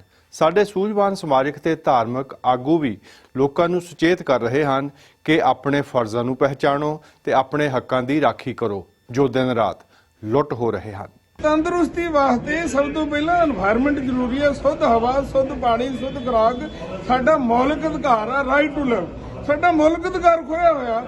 ਜੇ ਅਸੀਂ ਇਹ ਮੰਗਾਂਗੇ ਪੋਲੀਟੀਕਲ ਪਾਰਟੀਆਂ ਤੋਂ, ਤਾਂ ਹੀ ਉਹ ਮਜਬੂਰ ਹੋ ਕੇ ਇਹਦੇ ਵਿੱਚ ਪਾਉਣਗੀਆਂ ਤੇ ਇਹਦਾ ਹੱਲ ਲੱਭਣਗੀਆਂ। ਅਸੀਂ ਲੋਕਾਂ ਨੂੰ ਵੀ ਜਗਾਉਣਾ, ਪੋਲੀਟੀਕਲ ਪਾਰਟੀਆਂ ਨੂੰ ਵੀ। ਤੇ ਇਹ ਲੋਕਾਂ ਜਿਹੜੇ ਜਦੋਂ ਤੁਹਾਡੇ ਪਿੰਡਾਂ ਵਿੱਚ ਆਉਂਦੇ ਆ, ਤੁਹਾਡੇ ਜਿਹੜੇ ਕੈਂਡੀਡੇਟ ਕਿਸੇ ਵੀ ਪਾਰਟੀ ਦਾ, ਉਹਦੇ ਕੋਲ ਮੰਗੋ ਕਿ ਸਾਨੂੰ ਸ਼ੁੱਧ ਵਾਤਾਵਰਣ ਚਾਹੀਦਾ। ਅਸੀਂ ਪੈਸਿਆਂ ਤੇ ਵੋਟ ਨਹੀਂ ਪਾਵਾਂਗੇ, ਅਸੀਂ ਸ਼ਰਾਬ ਦੀ ਸਾਨੂੰ ਲੋੜ ਨਹੀਂ, ਸਾਨੂੰ ਤਾਂ ਸਾਫ਼ ਵਾਤਾਵਰਣ ਦਿਓ, ਅਸੀਂ ਤੇ ਮੰਗਦੇ ਹਾਂ। ਬੁੱਢੇ ਦਰਿਆ ਦਾ ਮਸਲਾ ਜਿਹੜਾ ਕਾਫੀ ਲੰਬਾ, ਇਹ ਸਾਰਾ ਹੀ ਟੋਟਲ ਜਿਹੜਾ ਹੈਗਾ ਸਾਰਾ ਹੀ ਮਸਲਾ ਕਿ ਸਾਰੇ ਪੂਰੇ ਪੰਜਾਬ ਦੇ ਵਿੱਚ ਇਹ ਜਿਹੜਾ ਬੁੱਢਾ ਦਰਿਆ ਵਾ, ਇਸ ਤਰ੍ਹਾਂ ਕਾਲਾ ਸਿੰਘਾਂ ਡਰੇਨ ਆ, ਤੁੰਗਟਾਪ ਨਾਲਾ ਵਾ, ਦਰਿਆ ਘੱਗਰ ਆ, ਤੇ ਜਿੰਨੀਆਂ ਵੀ ਸਾਰੀਆਂ ਡਰੇਨਾਂ ਵਾ ਜਿਹੜੀਆਂ ਅਨਨੋਨ ਆ, ਜਿਹੜੀਆਂ ਕਿਉਂਕਿ ਇਹ ਤਾਂ ਮੀਡੀਆ ਦੇ ਕੈਮਰੇ ਸਾਹਮਣੇ ਆਈਆਂ, ਕੁਝ ਸਾਰੀਆਂ ਜਿਹੜੀਆਂ ਡਰੇਨਾਂ ਸਾਰੀਆਂ ਵਿੱਚ ਗੰਦਾ ਪਾਣੀ ਪੈਂਦਾ।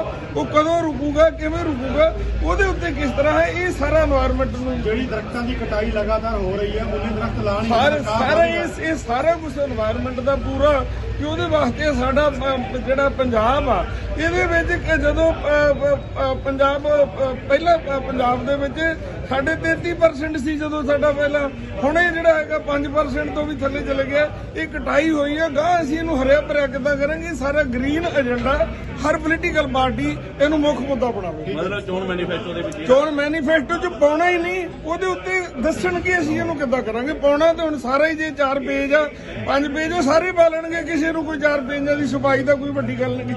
ਉਹਨੂੰ ਕਿਵੇਂ ਲਾਗੂ ਹੋਣਗੇ, ਇਹਦੇ ਉੱਤੇ ਜਿਹੜੀ ਹੈਗੀ ਅੱਜ ਮੰਥਨ ਹੋ ਰਿਹਾ, ਜਿਹਦੇ ਵਿੱਚ ਮਹਾਂਪੁਰਸ਼ ਵੀ ਆਏ, ਬਾਬਾ ਸੇਵਾ ਸਿੰਘ ਜੀ, ਬੀਬੀ ਜਿਹੜੀ ਹੈ ਇੰਦਰਜੀਤ ਕੌਰ ਜਿਹੜੀ ਹੈ ਪਿੰਗਲਵਾੜੇ ਤੋਂ, ਹੋਰ ਸਾਰੇ ਜਿੰਨੇ ਕਾਨ ਸਿੰਘ ਜੀ ਪੰਨੂ ਤੋਂ, ਹੋਰ ਸਾਰੀਆਂ ਸਮਾਜ ਸੇਵੀ ਜਥੇਬੰਦੀਆਂ, ਪੱਤਰਕਾਰ ਜਿਹੜੇ ਚਿੰਤਤ ਆ, ਉਹ ਸਾਰੇ ਇਹਦੇ ਉੱਤੇ ਅੱਜ ਮੰਥਨ ਕਰ ਰਹੇ ਆ। ਤੇ ਜਿਹੜਾ ਲੁਧਿਆਣਾ ਸਭ ਤੋਂ ਪੋਲਿਊਟਡ ਸ਼ਹਿਰ ਆ, ਇਸ ਕਰਕੇ ਇਹਨੂੰ ਚੁਣਿਆ ਗਿਆ ਕਿ ਇੱਥੋਂ ਇਹਨਾਂ ਦੇ ਲੋਕਾਂ ਨੂੰ ਇੱਥੋਂ ਦੀ ਨੂੰ ਜਗਾਇਆ ਜਾਵੇ ਕਿ ਜਿਹੜੇ ਬਿਲਕੁਲ ਗੰਦੇ ਵਾਤਾਵਰਣ ਜੀ ਰਹੇ ਆ, ਤੁਸੀਂ ਕਿਉਂ ਨਹੀਂ ਮੰਗਦੇ ਕਿ ਸਾਨੂੰ ਸਾਫ਼ ਸੁਥਰਾ? ਪੋਲੀਟੀਕਲ ਪਾਰਟੀਆਂ ਨਾਲ ਗੱਲਬਾਤ ਕੀਤੀ ਜਾ ਰਹੀ ਹੈ। ਪੋਲੀਟੀਕਲ ਪਾਰਟੀਆਂ ਨੂੰ ਸਾਰਿਆਂ ਨੂੰ ਈਮੇਲ ਕੀਤੀ ਹੈ, ਬੁਲਾਇਆ, ਉਹਨਾਂ ਦੇ ਜਿਹੜੇ ਨੁਮਾਇੰਦੇ ਆਉਣਗੇ ਆਪਣਾ ਪੱਖ ਰੱਖਣਗੇ। ਬਿਲਕੁਲ, ਜਦੋਂ ਕੋਈ ਵੀ ਨੇਤਾ ਤੁਹਾਡੇ ਕੋਲ ਆਉਂਦਾ ਹੈ ਉਸ ਨੂੰ ਸਵਾਲ ਕਰੋ ਕਿ ਕੀ ਹੋਇਆ ਹੈ ਤੇ ਕੀ ਕਰਨ ਵਾਲਾ ਹੈ।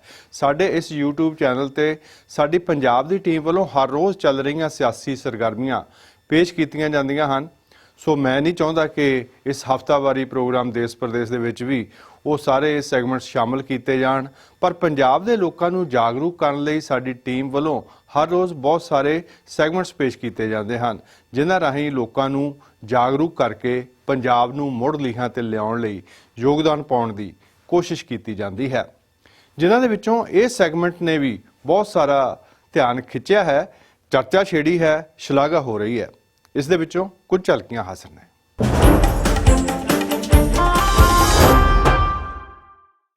ਦੇਸ਼ ਪ੍ਰਦੇਸ਼ ਟੀਵੀ ਦੇਖ ਰਹੇ ਹੋ, ਮੈਂ ਹਾਂ ਅਮਰੀਕ ਟੁਰਨਾ। ਅੱਜ ਅਸੀਂ ਪਿੰਡ ਗੁੜੇ ਪਹੁੰਚੇ ਹਾਂ ਤੇ ਗੁੜੇ ਪਿੰਡ ਦੇ ਵਿੱਚ ਸਰਦਾਰ ਭਗਵਾਨ ਸਿੰਘ ਧੰਜਲ ਹੋਣਾ ਦਾ ਆਪਣਾ ਕਾਰਖਾਨਾ ਹੈ, ਵਰਕਸ਼ਾਪ ਹੈ, ਜਿੱਥੇ ਉਹ ਤਵੀਆਂ ਬਣਾਉਂਦੇ ਨੇ ਤੇ ਹੋਰ ਵੀ ਬਹੁਤ ਸਾਰੇ ਇੱਥੇ ਸੰਦ ਬਣਦੇ ਆ। ਵੱਡੀ ਗੱਲ ਇਹ ਆ ਕਿ ਭਗਵਾਨ ਸਿੰਘ ਹੋਣਾ ਦੀਆਂ ਧੀਆਂ ਨੇ ਹੁਣ ਇਹ ਬਿਜ਼ਨਸ ਸੰਭਿਆ, ਤਾਂ ਇਸੇ ਕਰਕੇ ਇਹ ਕਹਾਣੀ ਤੁਹਾਡੇ ਤੱਕ ਪਹੁੰਚਾਉਣੀ ਬਣਦੀ ਸੀ ਅਤੇ ਇਹਨਾਂ ਦੀਆਂ ਧੀਆਂ ਇਸ ਕੰਮ ਦੇ ਵਿੱਚ ਇਹਨਾਂ ਦੇ ਨਾਲ ਸ਼ਾਮਲ ਨੇ ਤੇ ਕੀ ਕੰਮ ਕਰਦੀਆਂ। ਭਗਵਾਨ ਸਿੰਘ ਹੋਣਾ ਦੇ ਨਾਲ ਵੀ ਗੱਲਬਾਤ ਕਰਾਂਗੇ ਕਿ ਉਹਨਾਂ ਨੇ ਆਪਣੀਆਂ ਧੀਆਂ ਨੂੰ ਇਸ ਪਾਸੇ ਕਿਵੇਂ ਲਿਆਂਦਾ। ਆ ਜਾਓ ਦੇਖਦੇ ਹਾਂ।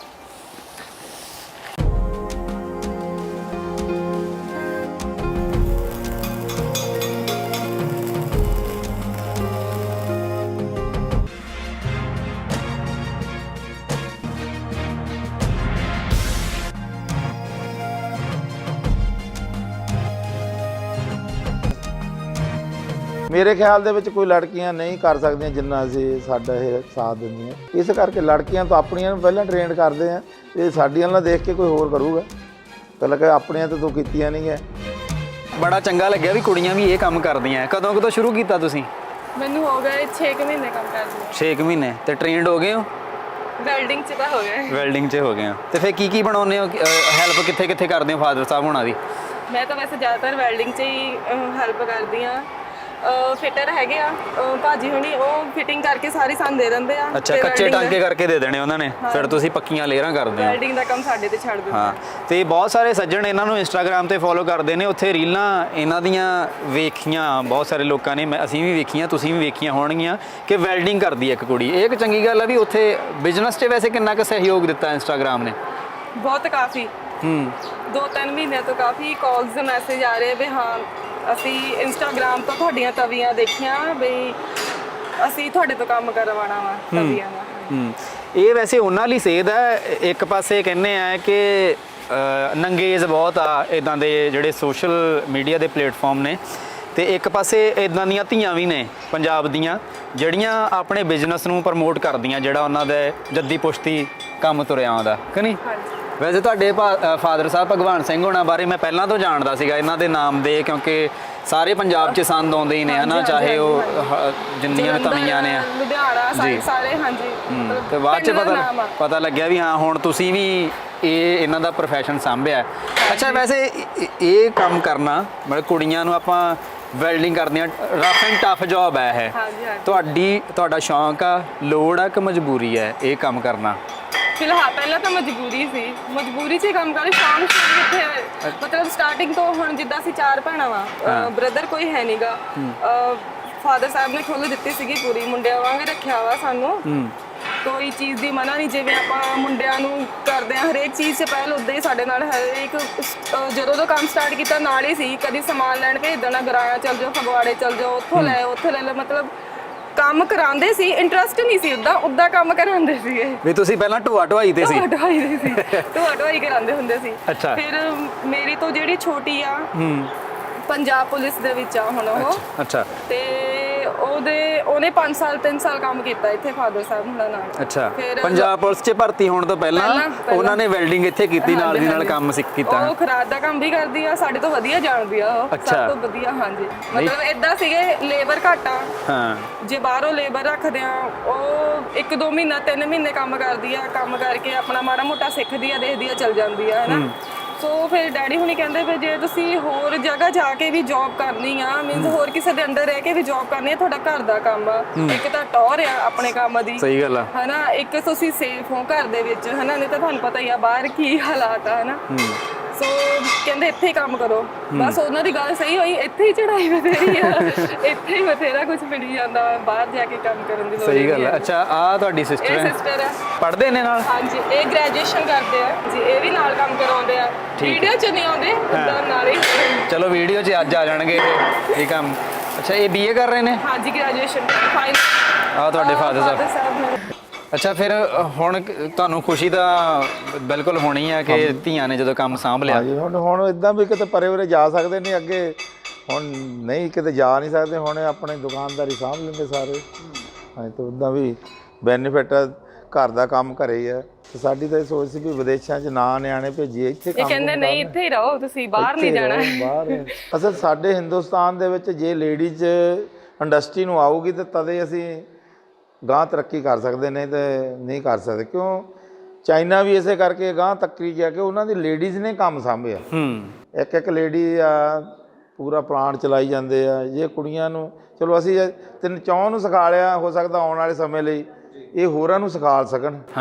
ਜਾਗ ਹੀ ਲਾਉਣ ਵਾਲੀ ਗੱਲ ਹੁੰਦੀ ਆ, ਸਟਾਰਟਿੰਗ ਹੀ ਆ ਵੀ ਜ਼ਰੂਰੀ ਤਾਂ ਨਹੀਂ ਵੀ ਅਸੀਂ ਦੇਖਣਾ ਇਹਨਾਂ ਨੂੰ ਚਲਾਉਂਦੇ ਨੇ, ਹੋ ਸਕਦਾ ਉਹ ਆਉਣ ਵਾਲੇ ਦੇਸ਼ ਦੇ ਲਈ ਕੁਝ ਕਰਨ। ਇਹ ਆਪਣੀ ਵਾਈਫ ਨੂੰ ਵੀ ਦੱਸੀਦਾ ਵੀ ਤੂੰ ਭਾਗਾਂ ਵਾਲੀ ਆ ਵੀ ਉੱਤੇ ਕੋਈ ਇਨਸਾਨ ਲੇਡੀ ਦੇ ਕੋਲ ਨਹੀਂ ਰਹਿੰਦਾ ਕਦੇ ਵੀ। ਉਹ 8 ਘੰਟੇ ਲਈ ਤਾਂ ਬਾਹਰ ਜਾਊਗਾ।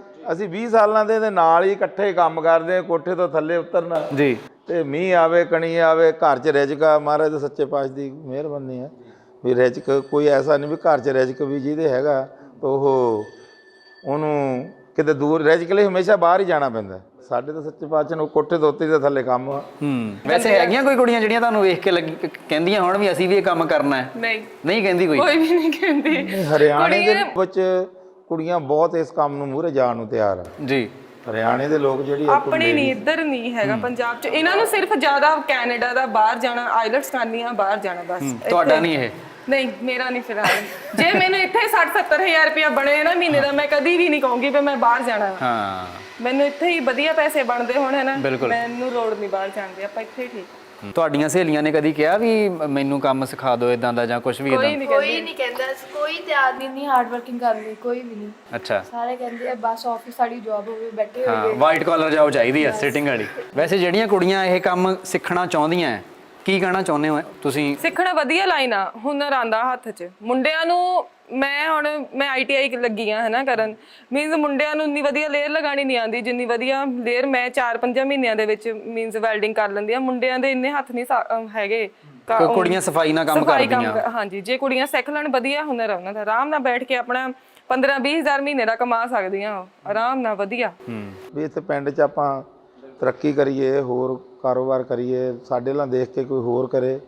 ਚਲੋ ਠੀਕ ਆ ਜੀ, ਬਹੁਤ ਬਹੁਤ ਧੰਨਵਾਦ, ਚੰਗਾ ਲੱਗਾ ਗੱਲਬਾਤ ਕਰਕੇ। ਤੋ ਕੁੜੀਆਂ ਨੂੰ ਇਦਾਂ ਹੀ ਐਪਰੀਸ਼ੀਏਟ ਕਰਨਾ ਚਾਹੀਦਾ। ਜਿਹੜੇ ਪਰਿਵਾਰ ਜਿੱਥੇ ਧੀਆਂ ਹੀ ਹੁੰਦੀਆਂ, ਉਹ ਕਹਿੰਦੇ ਵੀ ਧੀਆਂ ਸਾਡਾ ਬਿਜ਼ਨਸ ਨਹੀਂ ਸਾਂਭ ਸਕਦੀਆਂ। ਪਰ ਇੱਕ ਐਗਜ਼ਾਮਪਲ ਭਗਵਾਨ ਸਿੰਘ ਹੋਣਾ ਦੀ ਵੇਖੀ ਆ, ਜਿੱਥੇ ਕੁੜੀਆਂ ਨੇ ਇੰਨਾ ਹਾਰਡ ਕੰਮ ਵੀ ਸਾਂਭਿਆ। ਬਸ ਲੋੜ ਹੈ ਉਹਨਾਂ 'ਤੇ ਇਤਬਾਰ ਕਰਨ ਦੀ। ਇਤਬਾਰ ਕਰੋਗੇ ਤਾਂ ਕੁੜੀਆਂ ਮੁੰਡਿਆਂ ਨਾਲੋਂ ਕਿਤੇ ਬਿਹਤਰ ਕੰਮ ਕਰ ਸਕਦੀਆਂ। ਇਹੋ ਜਿਹੇ ਸੈਗਮੈਂਟਸ ਦੀਆਂ ਅਸੀਂ ਪ੍ਰੋਗਰਾਮ ਦੇ ਵਿੱਚ ਸਿਰਫ ਝਲਕੀਆਂ ਹੀ ਪੇਸ਼ ਕਰਦੇ ਹਾਂ। ਇਹ ਪੂਰਾ ਸੈਗਮੈਂਟ ਜਿਹੜਾ ਹੈ 30 ਮਿੰਟ ਦਾ ਹੈ। ਇਸ ਤਰ੍ਹਾਂ ਦੇ ਸੈਗਮੈਂਟ ਤੁਸੀਂ ਸਾਡੇ ਫੇਸਬੁੱਕ ਅਤੇ YouTube ਚੈਨਲ ਤੇ ਵੇਖ ਸਕਦੇ ਹੋ ਪੂਰੇ ਦੇ ਪੂਰੇ। ਇਸੇ ਤਰ੍ਹਾਂ ਅਸੀਂ ਬਦਲਵੀਂ ਖੇਤੀ ਦੇ ਸੰਬੰਧ ਦੇ ਵਿੱਚ ਵੀ ਸੈਗਮੈਂਟਸ ਪੇਸ਼ ਕੀਤੇ, ਤੁਸੀਂ ਪਸੰਦ ਕੀਤੇ। ਇੱਕ ਹੋਰ ਮਿਸਾਲ ਦੀ ਝਲਕ ਅੱਜ ਦੇ ਪ੍ਰੋਗਰਾਮ ਦੇ ਵਿੱਚ। ਅੱਜ ਅਸੀਂ ਇੱਕ ਅਜਿਹੀ ਥਾਂ ਤੇ ਤੁਹਾਨੂੰ ਲੈ ਕੇ ਆਏ ਹਾਂ ਜਿੱਥੇ ਤੁਹਾਨੂੰ ਪਤਾ ਚੱਲੇਗਾ ਕਿ ਪੰਜਾਬ ਦੇ ਵਿੱਚ ਸਿਰਫ ਝੋਨਾ ਤੇ ਕਣਕ ਨਹੀਂ, ਹੋਰ ਬਹੁਤ ਸਾਰੀ ਫਸਲਾਂ ਹੈਗੀਆਂ ਆ। ਉਹਨਾਂ ਚੋਂ ਇੱਕ ਫਸਲ ਹੈਗੀ ਆ ਮਸ਼ਰੂਮ। ਅਸੀਂ ਕਣਕ ਬੀਜਦੇ ਆ, ਝੋਨਾ ਬੀਜਦੇ ਤੇ ਸਾਰੀ ਦੁਨੀਆ ਬੀਜਦੀ ਆ। ਕੋਈ ਇਹੋ ਜਿਹਾ ਕੰਮ ਕਰੀਏ ਜਿਹੜੇ ਬਾਕੀ ਨਾ ਕਰਦੇ ਹੋਣ। ਤੇ ਉਹ ਸਾਡੇ ਮਨ 'ਚ ਇੱਕ ਆਇਆ ਵੀ ਯਾਰ ਅਸੀਂ ਮਸ਼ਰੂਮ ਦਾ ਦੇਖਣਾ ਵੀ ਇਹ ਮਸ਼ਰੂਮ ਕੀ ਚੀਜ਼ ਆ। ਇੱਕ ਆੜਤੀ ਕੋਲ ਗਏ, ਉਹ ਕਹਿੰਦਾ ਮੇਰੀ ਉਹ ਆੜਤ ਕਰਦੇ ਉਹਨੂੰ 33 ਸਾਲ ਹੋ ਗਏ, ਪਰ ਮੈਂ ਇਹ ਬਲਾ ਨਹੀਂ ਸੁਣੀ ਵੀ ਇਹ ਕਿਹੜੀ ਸਬਜ਼ੀ ਆ ਜਿਹੜੀ ਤੁਸੀਂ ਜਿਹਦਾ ਨਾਂ ਲੈਂਦੇ ਆ। ਤੇ ਅਸੀਂ ਇਹ ਕਿਹਾ ਵੀ ਇਹ ਚੀਜ਼ ਜਿਹੜੀ ਆ ਲੋਕਾਂ 'ਚ ਪ੍ਰਚਲਿਤ ਨਹੀਂ ਹੈਗੀ, ਲੋਕ ਇਹਨੂੰ ਜਾਣਦੇ ਨਹੀਂ ਹੈਗੇ। ਜੇ ਇਸ ਚੀਜ਼ ਤੇ ਕੰਮ ਕੀਤਾ ਜਾਵੇ ਤੇ ਇੱਕ ਤੇ ਅਸੀਂ ਫਸਲੀ ਚੱਕਰ 'ਚੋਂ ਨਿਕਲਾਂਗੇ, ਇੱਕ ਲੋਕਾਂ ਲਈ ਇੱਕ ਨਵੀਂ ਚੀਜ਼ ਲੈ ਕੇ ਆਵਾਂਗੇ, ਸਾਡੀ ਇੱਕ ਵੱਖਰੀ ਪਹਿਚਾਣ ਬਣੂਗੀ ਵੀ ਅਸੀਂ ਇਹ ਕੰਮ ਕਰ ਰਹੇ ਹਾਂ।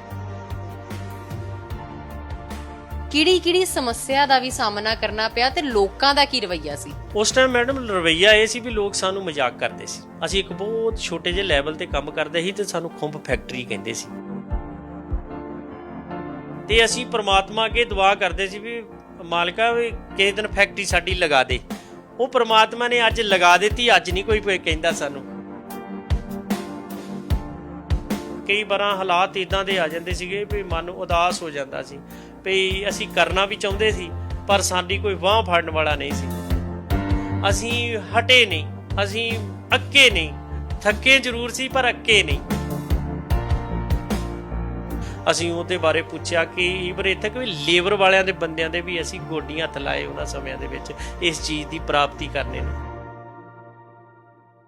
ਖੇਤੀ ਤੋਂ ਬਿਨਾ ਹੋਰ ਵੀ ਬਹੁਤ ਕਾਰੋਬਾਰ ਹਨ ਜਿਨ੍ਹਾਂ ਵੱਲ ਨੌਜਵਾਨਾਂ ਨੇ ਧਿਆਨ ਦੇਣਾ ਸ਼ੁਰੂ ਕੀਤਾ ਹੈ। ਚੰਗੀ ਗੱਲ ਹੈ।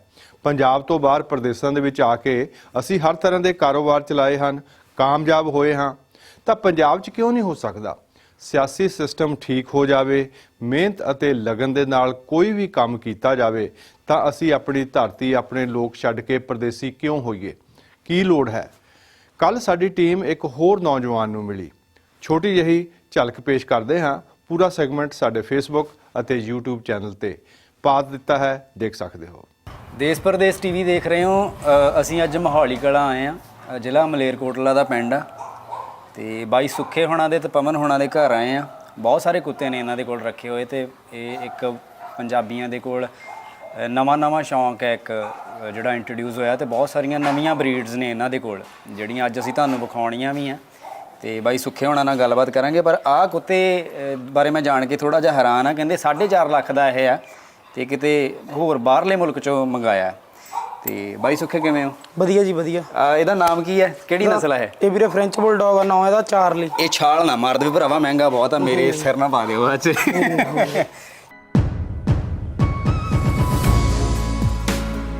ਮੇਰੀ ਵਾਈਫ ਪੂਰੇ ਕੁੱਤੇ ਸਾਂਭਦੀ ਆ ਨਾਲ।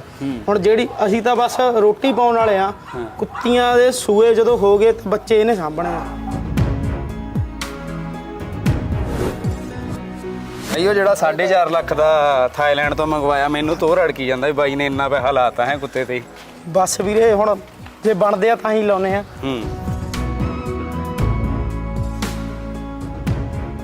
ਇੱਕ ਫੀਮੇਲ ਤੋਂ ਸੂਪੀ ਪੈਸੇ ਪੂਰੇ ਆ ਇਹਦੇ।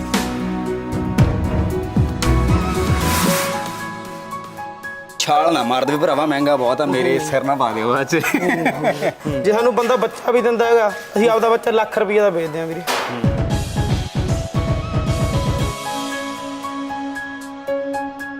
ਆ ਸਾਰਾ ਹੀ ਸੈੱਡ ਨਾ ਵੀਰੇ ਡੰਗਰਾਂ ਨੂੰ ਪਾਇਆ ਹੋਇਆ ਸੀਗਾ ਪਹਿਲਾਂ। ਅੱਛਾ। ਡੰਗਰ ਰੱਖੇ ਹੋਏ ਸੀਗੇ, ਸਾਰੀ ਦਿਹਾੜੀ ਪੱਠੇ ਵੱਢਦੇ ਫਿਰੀ ਜਾਂਦੇ ਸੀਗੇ। ਕੁੱਤਿਆਂ 'ਚ ਪਏ ਸਾਰੇ ਡੰਗਰ ਵੇਚਤੇ। ਫਾਹੇ ਲੈਣ ਵਾਲਾ ਕੰਮ ਹੋਇਆ ਪਿਆਗਾ ਜ਼ਿਮੀਦਾਰ ਦਾ। ਤਾਂ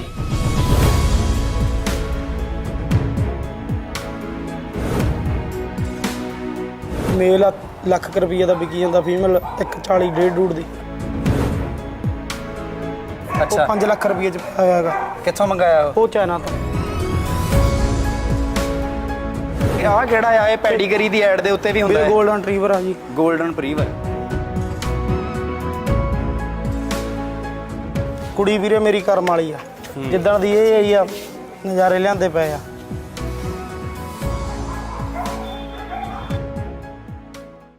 ਇਹ ਸੈਗਮੈਂਟ ਵੀ ਬਹੁਤ ਰੌਚਕ ਤੇ ਜਾਣਕਾਰੀ ਭਰਪੂਰ ਹੈ। ਇਸ ਤੋਂ ਇਲਾਵਾ ਹਰ ਰੋਜ਼ ਬਹੁਤ ਸਾਰੀਆਂ ਖਬਰਾਂ ਅਤੇ ਸੈਗਮੈਂਟਸ ਵੇਖਣ ਲਈ ਦੇਸ਼ ਪ੍ਰਦੇਸ਼ ਦੇ ਚੈਨਲ ਨੂੰ ਸਬਸਕ੍ਰਾਈਬ ਕਰੋ। ਪ੍ਰਿੰਸੀਪਲ ਕਸ਼ਮੀਰਾ ਸਿੰਘ ਜੀ ਦੇ ਨਾਲ ਪਿਛਲੇ ਹਫ਼ਤੇ ਦੀ ਗੱਲਬਾਤ ਵੀ ਸਾਡੇ ਦਰਸ਼ਕਾਂ ਨੇ ਬਹੁਤ ਪਸੰਦ ਕੀਤੀ। ਲਾਹੇਵੰਦ ਗੱਲਾਂ ਹੁੰਦੀਆਂ ਹਨ। ਇਸ ਤੋਂ ਪਹਿਲਾਂ ਕਿ ਉਸ ਦਾ ਬਾਕੀ ਦਾ ਹਿੱਸਾ ਪੇਸ਼ ਕਰੀਏ, ਥੋੜਾ ਜਿਹਾ ਮਨੋਰੰਜਨ ਨਾ ਹੋ ਜਾਏ। 100 ਰੁਪਇਆ ਚਾਹੀਦਾ, 1000 ਰੁਪਇਆ ਚਾਹੀਦਾ। 1000 ਇੱਧਰ ਹੀ ਆ ਜਾ।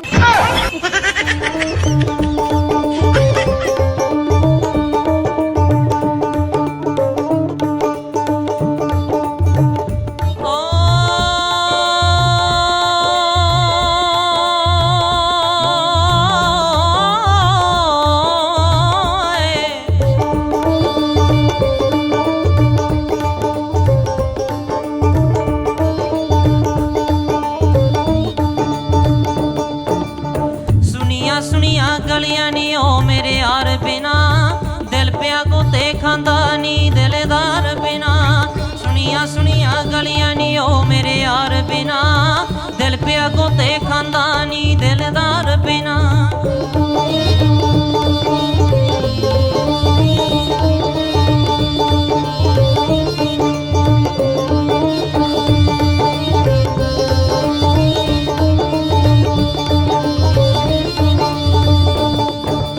ਜਿਸ ਦਿਨ ਦਾ ਉਹ ਤੁਰ ਗਿਆ ਇੱਥੋਂ ਮੇਰਾ ਜੀ ਨਹੀਂ ਲੱਗਦਾ ਜਿਸ ਦਿਨ ਦਾ ਉਹ ਤੁਰ ਗਿਆ ਇੱਥੋਂ ਮੇਰਾ ਜੀ ਨਹੀਂ ਲੱਗਦਾ ਸਾਵਣ ਵਾਂਗੂ ਅੱਖੀਆਂ ਵਿੱਚੋਂ ਪਾਣੀ ਸ਼ਮ ਸ਼ਮ ਵਗਦਾ ਸਾਵਣ ਵਾਂਗੂ ਅੱਖੀਆਂ ਵਿੱਚੋਂ ਪਾਣੀ ਸ਼ਮ ਸ਼ਮ ਵਗਦਾ ਸੀਨਾ ਸੁੱਕਦਾ ਜਾਵੇ ਨੀ ਉਸਦੇ ਪਿਆਰ ਬਿਨਾ ਦਿਲ ਪਿਆ ਗੋਤੇ ਖਾਂਦਾ ਨੀ ਦਿਲਦਾਰ ਬਿਨਾ ਸੁਣੀਆਂ ਸੁਣੀਆਂ ਗਲੀਆਂ ਨੀ ਉਹ ਮੇਰੇ ਯਾਰ ਬਿਨਾ ਦਿਲ ਪਿਆ ਗੋਤੇ ਖਾਂਦਾ ਨੀ ਦਿਲਦਾਰ ਬਿਨਾ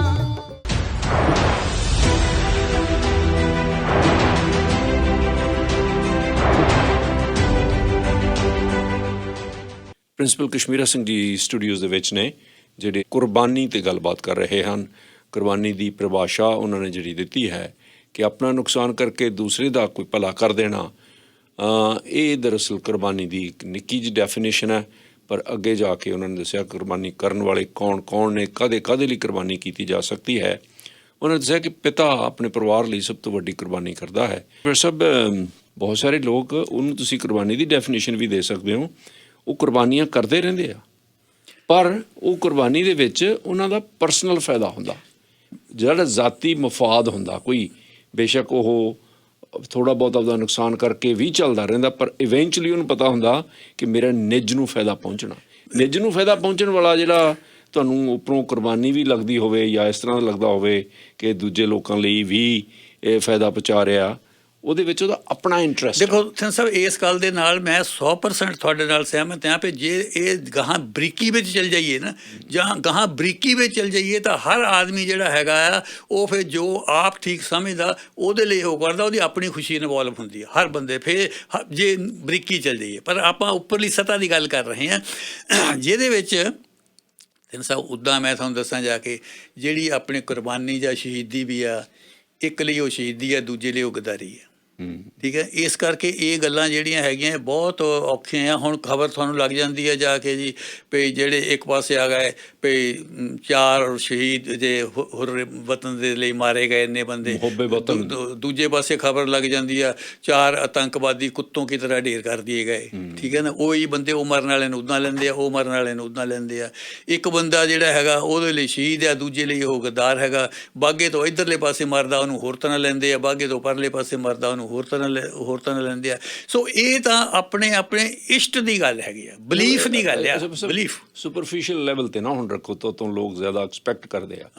ਹੁਣ ਇੱਕ ਵਿਅਕਤੀ ਜਿਹੜਾ ਤਨਖਾਹ ਤੇ ਕੰਮ ਕਰਦਾ, ਨੌਕਰੀ ਕਰਦਾ, ਆਪਣਾ ਪੇਟ ਪਾਲਦਾ, ਉਹ 'ਚ ਉਹਨੂੰ ਪੈਸੇ ਮਿਲਦੇ ਆ ਤੇ ਉਹ ਮਿਲਟਰੀ ਦੇ ਵਿੱਚ ਭਰਤੀ ਹੋ ਜਾਂਦਾ। ਬਹੁਤ ਲੋਕ ਪੰਜਾਬ ਦੇ ਮਿਲਟਰੀ 'ਚ ਇਸ ਕਰਕੇ ਭਰਤੀ ਹੋਏ ਜਿਨ੍ਹਾਂ ਕੋਲ ਜ਼ਮੀਨ ਹੈ ਨਹੀਂ ਸੀ, ਗਰੀਬ ਸੀ, ਰੋਟੀ ਤੋਂ ਆਤਰ ਸਨ, ਫੌਜ 'ਚ ਭਰਤੀ ਹੋ ਗਏ, ਤਕੜੇ ਸੀ, ਔਰ ਉਸ ਤੋਂ ਬਾਅਦ ਉਹਨਾਂ ਨੂੰ ਪੈਸੇ ਮਿਲਣ ਲੱਗ ਪਏ, ਉਹਨਾਂ 'ਚ ਖੁਸ਼ਹਾਲੀ ਵੀ ਆਈ, ਟੱਬਰ ਨੂੰ ਪੈਸੇ ਵੀ ਭੇਜੇ। ਪਰ ਉੱਥੇ ਜਦੋਂ ਜੰਗ ਲੱਗੀ ਤਾਂ ਉਹਨਾਂ ਦੀ ਮੌਤ ਹੋ ਗਈ, ਉਹ ਸ਼ਹੀਦ ਹੋ ਗਏ। ਉਹ ਕੁਰਬਾਨੀ ਦੇ ਗਏ ਮੁਲਕ ਲਈ, ਦੇਸ਼ ਲਈ ਕੁਰਬਾਨੀ ਦੇ ਸਕਦਾ ਉਹ ਵਿਅਕਤੀ ਜਿਹੜਾ ਤਨਖਾਹ ਤੇ ਕੰਮ ਕਰਦਾ। ਹੁਣ ਤੁਸੀਂ ਆਪਣੇ ਆਪ ਲਈ ਮਰਦਾ। ਹੁਣ ਮੈਂ ਤੁਹਾਨੂੰ ਦੱਸਦਾ, ਹੁਣ ਆਪਾਂ ਇਸ ਗੱਲ ਤੇ ਉੱਤੇ ਆ ਗਏ ਹਾਂ। ਤੁਸੀਂ ਕਹਿੰਦੇ ਵੀ ਨਹੀਂ, ਹੁਣ ਲੋਕ ਐਕਸਪੈਕਟ ਕਰਦੇ ਆ ਵੀ ਥੋੜ੍ਹੀ ਜਿਹੀ ਗਹਿਰਾਈ ਦੇ ਵਿੱਚ ਗੱਲ ਕੀਤੀ ਜਾਵੇ, ਫਿਰ ਉਹ ਕਰਦੇ ਆਪਾਂ। ਥਿੰਦ ਸਾਹਿਬ, ਜਿਸ ਵੇਲੇ ਤੁਸੀਂ ਕੋਈ ਜੋਬ ਵੀ ਲੈਂਦੇ ਆ, ਇੱਕ ਕੰਟਰੈਕਟ ਕਰਦੇ ਆ ਤੁਸੀਂ ਉਹਦੇ ਨਾਲ, ਠੀਕ ਹੈ ਨਾ। ਮੈਂ ਜਿਸ ਵੇਲੇ ਪੜ੍ਹਾਉਣ ਲੱਗਾ, ਮੇਰੇ ਨਾਲ ਉਹਨਾਂ ਦਾ ਕੰਟਰੈਕਟ ਹੋਇਆ ਵੀ ਤੈਨੂੰ ਇੰਨੇ ਪੈਸੇ ਦੇਵਾਂਗੇ ਤਾਂ ਆਹ ਤਾਂ ਕੰਮ ਕਰਨਾ। ਇਸੇ ਤਰ੍ਹਾਂ ਜਿਸ ਵੇਲੇ ਬੰਦਾ ਕੋਈ ਫੌਜ ਦੇ ਵਿੱਚ ਭਰਤੀ ਹੁੰਦਾ ਹੈ, ਉਹਦਾ ਕੰਟਰੈਕਟ ਹੁੰਦਾ ਵੀ ਤੈਨੂੰ ਇੰਨੇ ਪੈਸੇ ਦੇਣੇ ਆ, ਉਹਦੇ ਲਈ ਤੈਨੂੰ ਜਾਂ ਤਾਂ ਮਰਨਾ ਜਾਂ ਤਾਂ ਮਾਰਨਾ। ਇਹ ਤੇਰਾ ਕੰਮ ਆ। ਤੇਰਾ ਕੰਮ ਕੀ ਆ? ਜਾਂ ਮਰਨਾ ਜਾਂ ਤਾਂ ਮਾਰਨਾ। ਉਹਦੇ ਲਈ ਤੈਨੂੰ ਇੰਨੇ ਪੈਸੇ ਮਿਲਦੇ ਆ। ਉਹ ਬੰਦਾ ਕਹਿੰਦਾ ਜੀ ਓਕੇ ਠੀਕ ਆ, ਮੈਂ ਜਿਹੜਾ ਹੈਗਾ ਆ ਮੈਨੂੰ ਮਨਜ਼ੂਰ ਆ, ਮੈਨੂੰ ਤੁਸੀਂ ਇੰਨੇ ਪੈਸੇ ਦਿਓ, ਮੈਂ ਜਾ। ਉਹ ਹੁਣ ਜਿਹੜਾ ਤੁਸੀਂ ਕਹਿੰਦੇ ਆ ਵੀ ਉਹ ਕੁਰਬਾਨੀ ਲਿਆ, ਉਹਦੀ ਜਿਹੜੀ ਕੁਰਬਾਨੀ ਹੈਗੀ ਆ ਉਹ ਦੇਸ਼ ਲਈ ਕੁਰਬਾਨੀ ਨਹੀਂ ਹੈ। ਜਿਹੜਾ ਕੰਟਰੈਕਟ ਹੁੰਦਾ ਉਹ ਕੁਰਬਾਨੀ ਨਹੀਂ ਹੁੰਦੀ। ਪੈਸੇ ਲੈ ਕੇ ਜਿਹੜਾ ਤੁਸੀਂ ਕੰਮ ਕਰਦੇ ਆ, ਤੁਸੀਂ ਹੁਣ ਇੱਥੇ ਬੈਠੇ ਕੁਰਬਾਨੀ ਨਹੀਂ ਕਰ ਰਹੇ ਜਾ ਕੇ। ਮੈਨੂੰ ਹੋਰ ਸਪਸ਼ਟ ਕਰਨ ਦਿਓ। ਜੇ ਫਰਜ਼ ਕਰੋ ਜਿਹੜਾ ਕੰਟਰੈਕਟ ਹੋਇਆ ਉਹਦੇ ਵਿੱਚ ਸਰਕਾਰ ਕਹੇ ਲੈ ਵੀ ਤੈਨੂੰ ਹੁਣ 6 ਮਹੀਨੇ ਪੈਸੇ ਨਹੀਂ ਮਿਲਣੇ, ਉਹ ਤਾਂ ਪਿੰਡ ਚਲਾ ਜਾਏਗਾ, ਵਾਪਸ ਚਲਾ ਜਾਏਗਾ। ਠੀਕ ਹੈ, ਉੱਥੇ ਕੁਰਬਾਨੀ ਕਰਨ ਲਈ ਨਹੀਂ ਆਇਆ। ਨਹੀਂ ਆਇਆ। ਮੈਂ ਉਹੀ ਤਾਂ ਮੈਂ ਕਹਿ ਰਿਹਾ ਜੀ, ਮੈਂ ਤੁਹਾਡੇ ਵਾਲੀ ਗੱਲ ਇਹੀ ਕਹਿ ਰਿਹਾ ਜਾ ਕੇ ਵੀ ਉਹ ਜਿਸ ਵੇਲੇ ਆਉਂਦਾ, ਉਹ ਜੋਬ ਹੈ ਉੱਥੇ, ਜਿਹੜਾ ਜੋਬ ਉਹ ਕਰਦਾ, ਉਹ ਕੁਰਬਾਨੀ ਕਰਦਾ ਉਹ ਬੰਦਾ, ਪਰ ਉਹ ਕਿਹਦੇ ਕਰਦਾ? ਉਹ ਫੈਮਿਲੀ ਲਈ ਕਰਦਾ। ਉਹ ਆਪਣੇ ਲਈ, ਉਹ ਜਿਹੜਾ ਹੈਗਾ ਦੇਸ਼ ਲਈ ਕੁਰਬਾਨੀ ਨਹੀਂ ਕਰਦਾ ਹੈ, ਉਹ ਫੈਮਿਲੀ ਲਈ ਕੁਰਬਾਨੀ, ਫੈਮਿਲੀ ਲਈ ਮਰਦਾ ਉੱਥੇ ਜਾ ਕੇ ਆਪਣੇ ਲਈ ਉਹ ਮਰਦਾ, ਆਪਣੀ ਫੈਮਿਲੀ ਲਈ ਮਰਦਾ, ਆਪਣੇ ਬੱਚਿਆਂ ਲਈ ਮਰਦਾ, ਆਪਣੀ ਬੀਵੀ ਲਈ ਮਰਦਾ ਉੱਥੇ ਜਾ ਕੇ, ਆਪਣੇ ਦੇਸ਼ ਤੋਂ ਤਾਂ ਪੈਸੇ ਲੈਂਦਾ ਉਹ। ਦੇਸ਼ ਲਈ ਉਹਦੀ ਕਾਹਦੀ ਕੁਰਬਾਨੀ? ਦੇਸ਼ ਲਈ ਤਾਂ ਪੈਸੇ ਲੈਂਦਾ ਜਾ ਕੇ। ਜਿਸ ਵੇਲੇ ਉਹ ਆਇਆ ਉਹਦਾ ਪੂਰਾ ਕੰਟਰੈਕਟ ਹੁੰਦਾ ਵੀ ਤਾਂ ਆਹ ਕੰਮ ਹੈ ਤੇਰਾ, ਇੰਨੇ ਤੈਨੂੰ ਪੈਸੇ ਮਿਲਣੇ ਆ। ਇਸੇ ਤਰ੍ਹਾਂ ਜੇ ਤੁਸੀਂ ਹੈ, ਇਸੇ ਤਰ੍ਹਾਂ ਮੈਂ, ਜਿਹੜੇ ਕੰਮ ਦੇ ਵਿੱਚੋਂ ਤੁਸੀਂ ਪੈਸੇ ਲੈ ਕੇ ਕੰਮ ਕਰਦੇ ਆ ਉਹਨੂੰ ਤੁਸੀਂ ਕੁਰਬਾਨੀ ਨਹੀਂ ਕਹਿ ਸਕਦੇ। ਬਿਲਕੁਲ ਠੀਕ ਹੈ ਨਾ, ਉਹਨੂੰ ਜੋਬ ਕਹਿ ਸਕਦੇ ਆ ਤੁਸੀਂ, ਇਟਸ ਅ ਜੋਬ। ਬਾਕੀ ਕਿਉਂਕਿ ਜਿਹੜੇ ਹਾਕਮ ਆ ਉਹਨਾਂ ਨੂੰ ਡਿਫੈਂਸ ਦੇ ਲਈ ਲੋੜ ਆ, ਉਹ ਫਿਰ ਉਹਨੂੰ ਕੁਰਬਾਨੀ ਵੀ ਕਰਦੇ ਆ, ਉਹਨੂੰ ਸ਼ਹੀਦ ਵੀ ਕਰਦੇ ਆ, ਉਹਨੂੰ ਕਈ ਕੁਝ ਇਨਾਮ ਵੀ ਦਿੰਦੇ ਆ, ਉਹ ਵੀ ਕਰਦੇ ਆ। ਦੇਖੋ ਥਿੰਨ ਸਾਹਿਬ, ਹਰ ਜਿਹੜੀ ਗੌਰਮੈਂਟ ਆ, ਹਰ ਜਿਹੜਾ ਹਾਕਮ ਆ, ਹਰ ਹਾਕਮ ਆਪਣੀ ਜੋਬ ਨੂੰ ਪੱਕਾ ਰੱਖਣ ਦੇ ਲਈ ਸਭ ਕੁਝ ਕਰਦਾ ਹੈਗਾ। ਉਹ ਧਰਮ ਨੂੰ ਵੀ ਵਰਤਦਾ, ਉਹ ਪੈਸੇ ਨੂੰ ਵੀ ਵਰਤਦਾ, ਉਹ ਇਹ ਵੀ ਕਹਿੰਦਾ ਜੀ, ਉਹ ਆਪਣੇ ਧਰਮ ਵਾਲਿਆਂ ਨੂੰ ਵੀ ਮਾਰ ਦਿੰਦਾ ਜੇ ਉਹਨੂੰ ਲੋੜ ਪਵੇ ਜਾ ਕੇ, ਉਹ ਦੂਜੇ ਧਰਮ ਵਾਲਿਆਂ ਨੂੰ ਵੀ ਮਾਰ ਦਿੰਦਾ, ਉਹ ਆਪਣੇ ਘਰਦਿਆਂ ਨੂੰ ਵੀ ਮਾਰ ਦਿੰਦਾ ਜੇ ਉਹਦੇ ਜੋਬ ਨੂੰ ਖਤਰਾ ਪੈ ਜਾਵੇ। ਠੀਕ ਹੈ ਨਾ। ਸੋ ਇਸ ਕਿਸਮ ਦੀ ਜਿਹੜੀ ਵੀ ਚੀਜ਼ ਪੈਸੇ ਲੈ ਕੇ ਕੀਤੀ ਜਾਂਦੀ ਆ, ਉਹ ਕੁਰਬਾਨੀ ਉਹਦੇ ਲਈ ਨਹੀਂ ਹੈ ਜੇ ਤੋਂ ਉਹ ਪੈਸੇ ਲੈਂਦਾ, ਉਹ ਉਹਦੇ ਲਈ ਆ ਜਿਨ੍ਹਾਂ ਨੂੰ ਉਹ ਪੈਸੇ ਦਿੰਦਾ। ਠੀਕ ਹੈ ਨਾ ਜੀ। ਉਹ ਆਪਣੇ ਫੈਮਿਲੀ ਲਈ ਕੁਰਬਾਨੀ ਕਰਦਾ। ਉਹ ਜਾ ਕੇ ਜਿਹੜੇ ਹੁਣ ਤੁਸੀਂ ਦੇਖੋ, ਆਪਾਂ ਅੱਗੇ ਵੀ ਇੱਕ ਵਾਰ ਇਹ ਗੱਲ ਕੀਤੀ ਆ ਵੀ ਅਸੀਂ ਕਹਿ ਦਿੰਦੇ ਹਾਂ ਵੀ ਇੰਨੇ ਬੰਦੇ ਜਿਹੜੇ ਹੈਗੇ ਆ ਹਿੰਦੁਸਤਾਨ ਦੀ ਆਜ਼ਾਦੀ ਦੇ ਲਈ ਮਰੇ, 500 700 ਜਾਂ 2000 ਜਿੰਨਾ ਵੀ ਹੈਗਾ ਸ਼ਹੀਦ ਹੋ ਗਏ। ਇੰਨੇ ਬੰਦੇ ਸ਼ਹੀਦ ਹੋ ਗਏ ਕਿਸ ਗੱਲ ਕਰਕੇ? ਵੀ ਅੰਗਰੇਜ਼ਾਂ ਦਾ ਰਾਜ ਹਿੰਦੁਸਤਾਨ ਦੇ ਵਿੱਚੋਂ ਪੱਟਿਆ ਜਾਵੇ। 82,000 ਬੰਦਾ ਜਿਹੜਾ ਸਿੱਖ ਮੇਰਾ ਪੰਜਾਬੀ, 82,000 ਪੰਜਾਬੀ ਇਸ ਗੱਲ ਲਈ ਮਰਿਆ ਵੀ ਅੰਗਰੇਜ਼ਾਂ ਦਾ ਰਾਜ ਪੱਕਾ ਹੋਵੇ ਇੱਥੇ, ਜਿਹੜੇ ਉਹਨਾਂ ਦੀ ਫੌਜ ਸੀਗੇ। ਠੀਕ ਹੈ ਨਾ ਜੀ। 82,000 ਆ ਉਹਨਾਂ ਦੀ ਗਿਣਤੀ ਜਿਹੜੇ ਇਸ ਗੱਲ ਲਈ ਮਰੇ। ਸਾਰਾ ਗੜੀ ਨੂੰ ਹੁਣ ਤੱਕ ਮਨਾਉਣੇ ਆ ਆਪਣੇ ਜਿਹੜੇ ਇਸ ਗੱਲ ਤੇ ਵੀ ਇੰਨੇ ਬਹਾਦਰੀ ਦੇ ਲੜੇ। ਬਹਾਦਰੀ ਲਈ ਕਾਹਦੇ ਲਈ ਲੜੇ? ਉਹ ਬਹਾਦਰੀ ਲਈ ਵਾਟ ਫॉर? ਆਜ਼ਾਦ ਕਰਾਉਣ ਲਈ ਮਰੇ ਸੀਗੇ ਉਹ ਜਾ ਕੇ ਜਿਹੜੇ ਸੀਗੇ, ਉਹ ਰਾਜ ਨੂੰ ਪੱਕਾ ਕਰਨ ਲਈ ਸੀ। ਪਰ ਨਾ ਉਹ ਸ਼ਹੀਦ ਆ, ਨਾ ਉਹ ਸ਼ਹੀਦ ਆ। ਉਹ ਜਿਹੜੇ ਹੈਗੇ ਉਹ ਵੀ ਪੈਸੇ ਲਈ ਸੀਗੇ, ਉਹ ਵੀ ਪੈਸੇ ਲਈ ਸੀਗੇ ਜਾ ਕੇ।